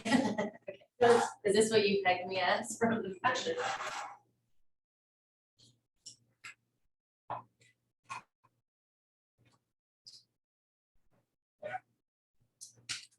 Yeah. There's one weird. Really? Usually there's 2. I feel like it's hard though. because, like, But that's why you're supposed to. I know. Who needs help? Okay. Yeah, Get out after the. Yeah, can you? Is your meeting something that you can give progress? I need an explanation real quick. That should be fine, yeah, but it's with Margaret. With who? Margaret, I think it's with Margaret. That's okay, Margaret, I'll let her know. Okay, Or you can text her if you want, say we're finishing. okay. Be there in 2 minutes. Anybody speak up? All right, has everybody started plotting yet? Did you read the next? Oh, no. Okay. I'll help. Oh, no, you're fine. I'm so sorry. You're fine. So, let's take the first one. And your plot is like 6, so go ahead, mark the 6, put a dot on 6. Then go 11 on the next one, here. Yeah, so if we just, then you're gonna go 1, 2. And then you can draw the lines.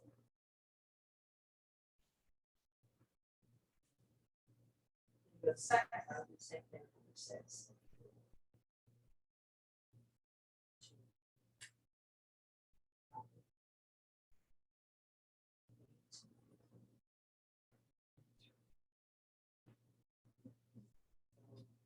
Same. Oh, you gotta do the difference here. So 6 minus 6 is 0. 11 minus 2. 1 minus 5 is minus 4. 2 minus 8 is minus 6. 4 minus 2.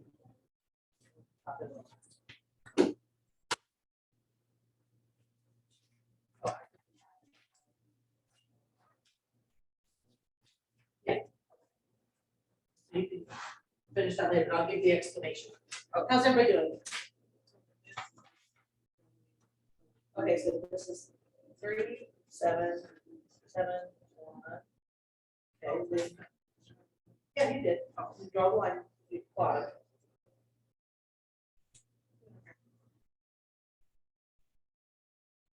And then this one is 6, 0, 4.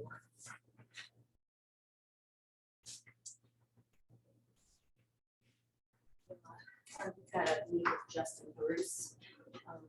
We said this, so I'll take this with me. You can tell me. This one is -3. I know we're waiting our line. No, it's okay. So He didn't give me an exact time, but he's here, and I guess he told me so. I want to give you guys an overview of what this means. Because this is something that you'll use when you're meeting with clients. If you're not done adding up and plotting, that's okay, you can finish and we can talk about yours in a minute. So the easiest way to remember, this is called the DISC. And if we had a group of people on an elevator, everybody, first off, everybody has all of them in them. Everybody has D, everybody has I, everybody has S, everybody has C. I'm gonna tell you what those mean.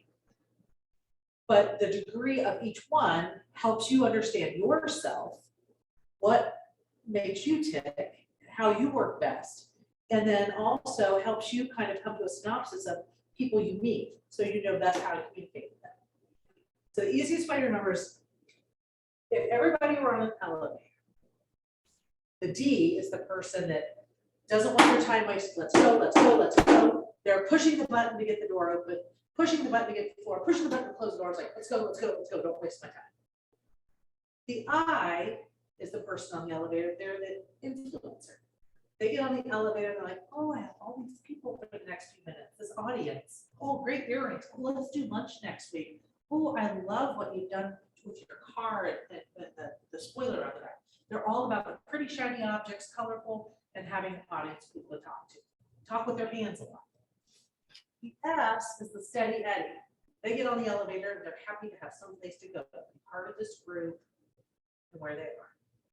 The C is the calculator. They get on the elevator, they look at the maximum weight occupancy on the wall. They calculate in their head what they think everybody weighs, but getting off too many fat guys on this elevator. So that's the easiest way to remember the D, the I, the S, and the C. Now, that being said, if you look at page 19, it talks about the D and how that person is described. They're demanding, they're determined, they're driving, they're ambitious, they're pioneering, they're strong-willed, they're competitive, they're decisive, responsible, skeptical, logical, and independent. They're most motivated by new challenges and problems to solve, power and authority, freedom from routine and mundane tasks, and changing environments. Their least ideal environment is innovative, focused on the future, non-routine, projects that produce tangible results, freedom from controls, and personal evaluation based on their results, not methods. And so that is their ideal environment. I said not, I meant ideal. The I, they are most motivated by they're social, they're optimistic, mobile, polished, enthusiastic, persuasive, warm, poised, trusting, popular, verbal, and independent. They're mostly motivated by flattery, praise, and popularity and acceptance, a friendly environment, freedom from rules and regulations, and other people available to handle the details. Their ideal environment is assignments with a high degree of people contact, freedom of movement, freedom from control and details, a forum to express ideas, and group activities in professional and social environments. The S, they're conservative, they're loyal, they're cooperative, relaxed, resistant to change, reflective, systematic, passive, patient, possessive, predictable, consistent, steady, and deliberate. They are most motivated by recognition for loyalty and dependability, safety and security, no sudden changes in procedures or lifestyle, activities they can start and finish.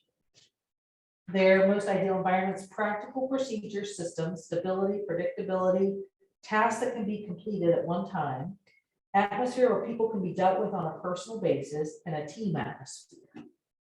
The C, they're conservative, calculating, low-keyed, stable, dependent, cautious, traditional, neat, systematic, accurate, tactful, and diplomatic. They're mostly motivated by standards of high quality, limited social interaction, detailed tasks, logical organization of information. Best environment is tasks and projects that can be followed through to completion, specialized or technical tasks, practical work procedures and routines, where critical thinking is needed and rewarded, instructions and reassurances that they're doing what's expected of them. So, now let's go look at, there's another chart on 20, which kind of breaks it down. The D is the dominant driver, the I is the influencer, the S is the steady, stable, and the C is the compliant. So you can see the D is the on the elevator that I talked about, the pushing the buttons to get there. The I is the influencing, having people to talk to. S is the steady, And C is it says compliant or correct, I always say calculator, because it's the detail.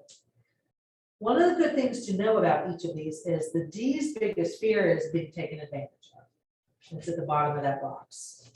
The I's biggest fear is rejection. The S's biggest fear is loss of security, and the C's biggest fear is criticism. So now, go back to your free product. The one that we are most concerned with, like when we, so when you look at the boxes, it says row 1 most, where you plotted it, that is your public self. That's what you think that others see you as. The next one, which says core private self, that's what you are at home with people you know the most. And then the difference is the mirrored or perceived self, or how you see yourself. The one that we look at closest is your core private self, because in times of turmoil, if someone is stressed, they're going to revert to their natural behavior style more than anything.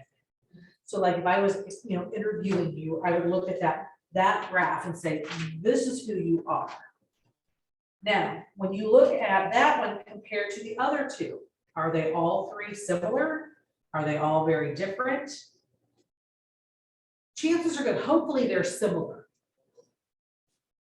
So when we say what somebody is, we always say like I'm an ISC or I'm a CSI or whatever, as we're talking about this. I'm a dick. And when you plot my natural self, my D is up here, but my I is barely below it. I mean, they're almost neck and neck.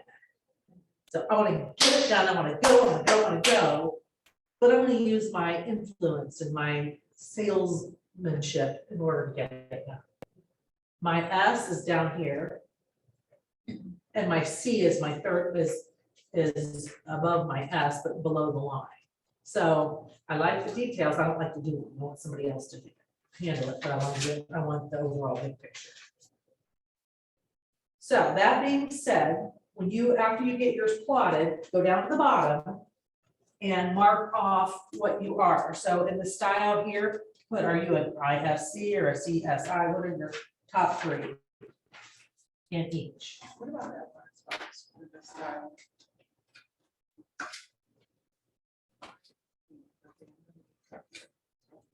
You still just do ISD.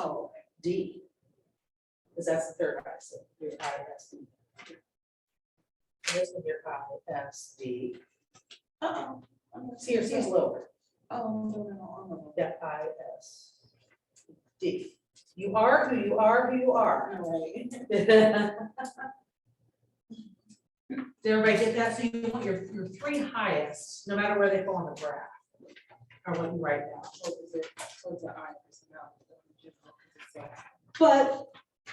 But you want to look at all of these. Yeah. So for instance, if you're an ISD, I'm going to use you as an example, that's okay. She's an ISD. So what might that tell her about herself? Maybe she doesn't like the detail. She's not all about the numbers or being compliant. So she might want to, she's going to be great with the persuasion to sell, the push to get it done, maybe being on a team or being a great teammate. But by not having that C, she might want to hire a transaction to close person to do that detail for her, because she might miss that otherwise. Does that make sense to you? Now, here's the other thing to think about. So when you're meeting with a client and you walk into their house, a lot of times you can tell what somebody is based on their profession. If you talk to them and they're an accountant or they're an engineer or something like that, guess what? They're going to have a lot of C. They're all about the details. You're not going to have as much I. The I is the, oh, look at how pretty your walls are. I love the flowers. I love the curtains. They're not going to care about that. They're going to want you to get to the point. They will know the details. If it's somebody that's a D that's like, okay, I've got 5 minutes. Let's go ahead and meet right now. Then you know that I got to get my message to the point. I don't want to talk about the pretty walls and the curtains and stuff in their house. Does that make sense? So assess. As you're a student of this, as you think about this, as you meet people, it helps you know how better to deal with people. If you talk to someone and they want you to come list their house and you get there and it is like decorated to the hilt and they're in sales, then you're gonna know that you're gonna have to get them reined in, compliment them on their pretty decor or whatever. But, so I hope that's helpful to you guys. Now, I want your honest feedback. The information we covered today, this is big picture day. This is the systems and models, goal setting, all that, how to use these things. On a scale of 1 to 10, is it too much information for one day? I'm gonna say it's too much information. I think we all process differently, so I don't want to speak on behalf of anybody else on But I that, want so. everybody's feedback. I mean, I feel like the models and all this, I feel like this was insanely beneficial for me and stuff that I lacked. I don't know, I guess it's The the first discard? day, so I I guess gotta like see the more. budgeting and things like that, it's something we're gonna have to play with individually or. You're gonna do your own individual business Yeah, plan, yeah. but it showed me a little bit of how to maneuver the website when I get on there. And you're gonna need help doing it the first Yeah. time. But, I think it takes. What was that? It was pretty common, listening to like. listen to- Okay. So did you not like the disc? I think I'm somebody who needs to go through it like really quickly, so, or not, I need time to sit down and look at something, and like really evaluate myself and stuff, so. So what does that That's tell where you my- about her? She's got a lot of C. But that's it. So understanding it and being able to evaluate people you meet Mhm. so that you know how to adapt to them. Mhm. So you're right. So if I have any Ds in here, they're gonna be like rushing through this. Okay, I'm done. I don't wanna waste my time. Let's move on to something else. If you got the I's, like, oh, I'm this, and I'm that, and ooh, this is fun. And then you're gonna have the C's are like, this is detailed. I gotta spend time. I don't like my, that's what Megan said. I'm overthinking this. I'm like, she's a C. So it just shows you how that shows even in doing this assessment. Now, the KPA you did, it calculates everything for you. This is the old way of doing it, but I think this is good, easy to apply to your clients. And that's why I left it in here. So that's why I want your feedback on stuff. You're our first group of 3, right? Sure. And do we come back here tomorrow? Yep. Tomorrow's listings, remember I moved the order a little bit. Okay, Tomorrow's listings, and it's gonna be a jam-packed day. so it's tomorrow from 9 to 12? Yep. Okay, for the rest of this week. Yeah. Okay, I didn't know that, that was just today, so that's good to know. Yes. And the whole idea behind it is if you have an emergency come up, or there's a day you just can't make it, you can do it next time. But, you know, the quicker you get through all this, the better. Tomorrow's gonna be all about scripts to get listings, the pre-qualifying scripts, the listing presentation, how to modify it, how to use it.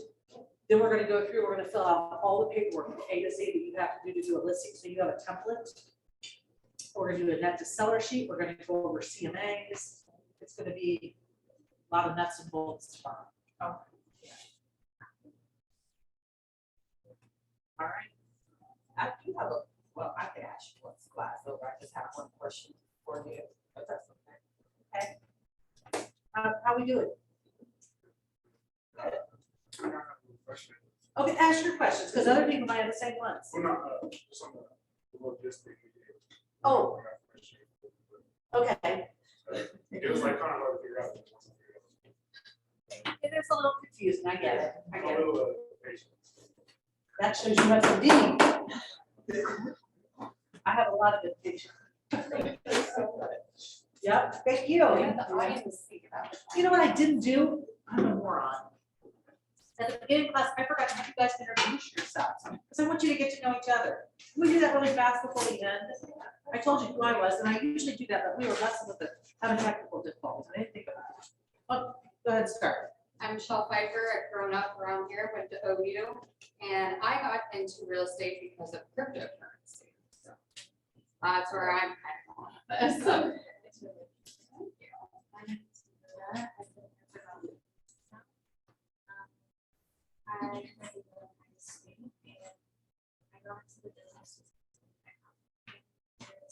But none of them realized So.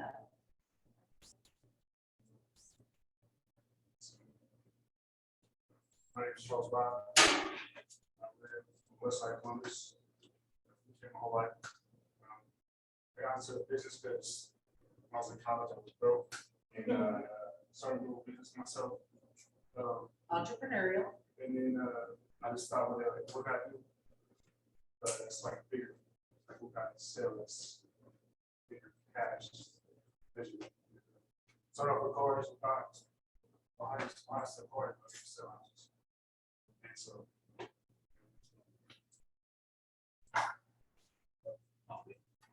Dominic Elton. I got into real estate with a couple of friends. Like we've always taken liking to aesthetics of housing. Like I'm all about aesthetics when it comes to any and everything.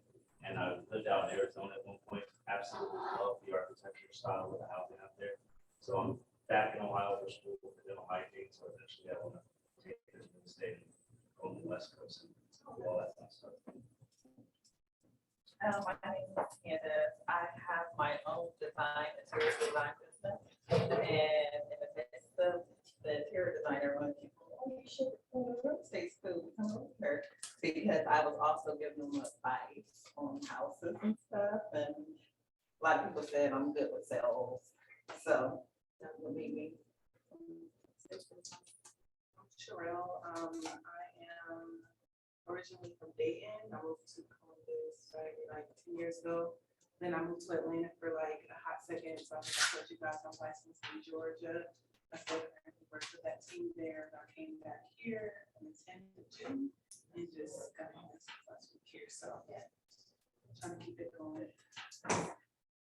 I have one thing that we didn't do today, and it was because it was missing from my instructor book. So I'm gonna start with it tomorrow. So I'm gonna give you something to think about. It's gonna be a fun little way. And I want you to think about your goals overnight, and then we'll apply that thing, that little thing that I didn't do today tomorrow. So you have your homework, because you didn't finish your disc stuff, finish it up. Just because I want you to use it and see it, and then we can talk about it on one-on-one. If you have any questions about it, if there are things that learn about yourself through it. I want you to do that so that you can say, I know these are my strengths, just like I pointed out with Terrell. And if there's things you know that you need to implement to make sure that you bulletproof the rest of you, then I want you to be able to take advantage of that. So finish them up and then we'll go from there. Thanks so much, guys, and thanks for being, patient as we're working up kinks. You're welcome.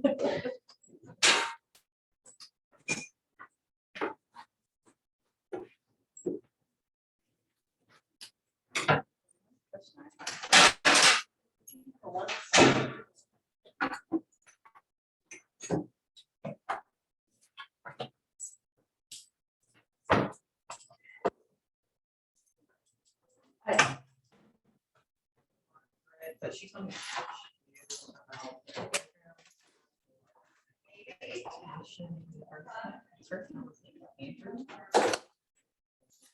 Right, all you need to do is take your receipt from taking your classes, give it to Megan, and then as you have closings, as she processes them, you will get half of the part the company gets back on each transaction, back until you're reimbursed up to $1,500.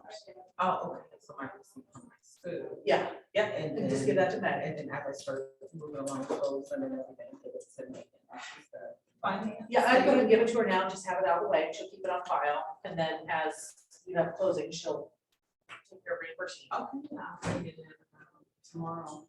And also, is that part of the share program? Are you gonna go into that with the class also? The share. I think it's a share program, she was sending like referrals. Or someone. To the office, you mean for profit share? Yeah, profit share. Oh, we talked I about think that. we talked about that a little bit, but I Yeah. just want to go a little bit more detail about it. Well, I mean, the big thing is you just need to, if you have people that you know of to refer, then we just make a note of that as you refer them. And then they name you as their sponsor. That's really all you have to do. Oh, okay. Simple. Okay. All right, thank you. I appreciate it. See you tomorrow. All right, sounds good. All right.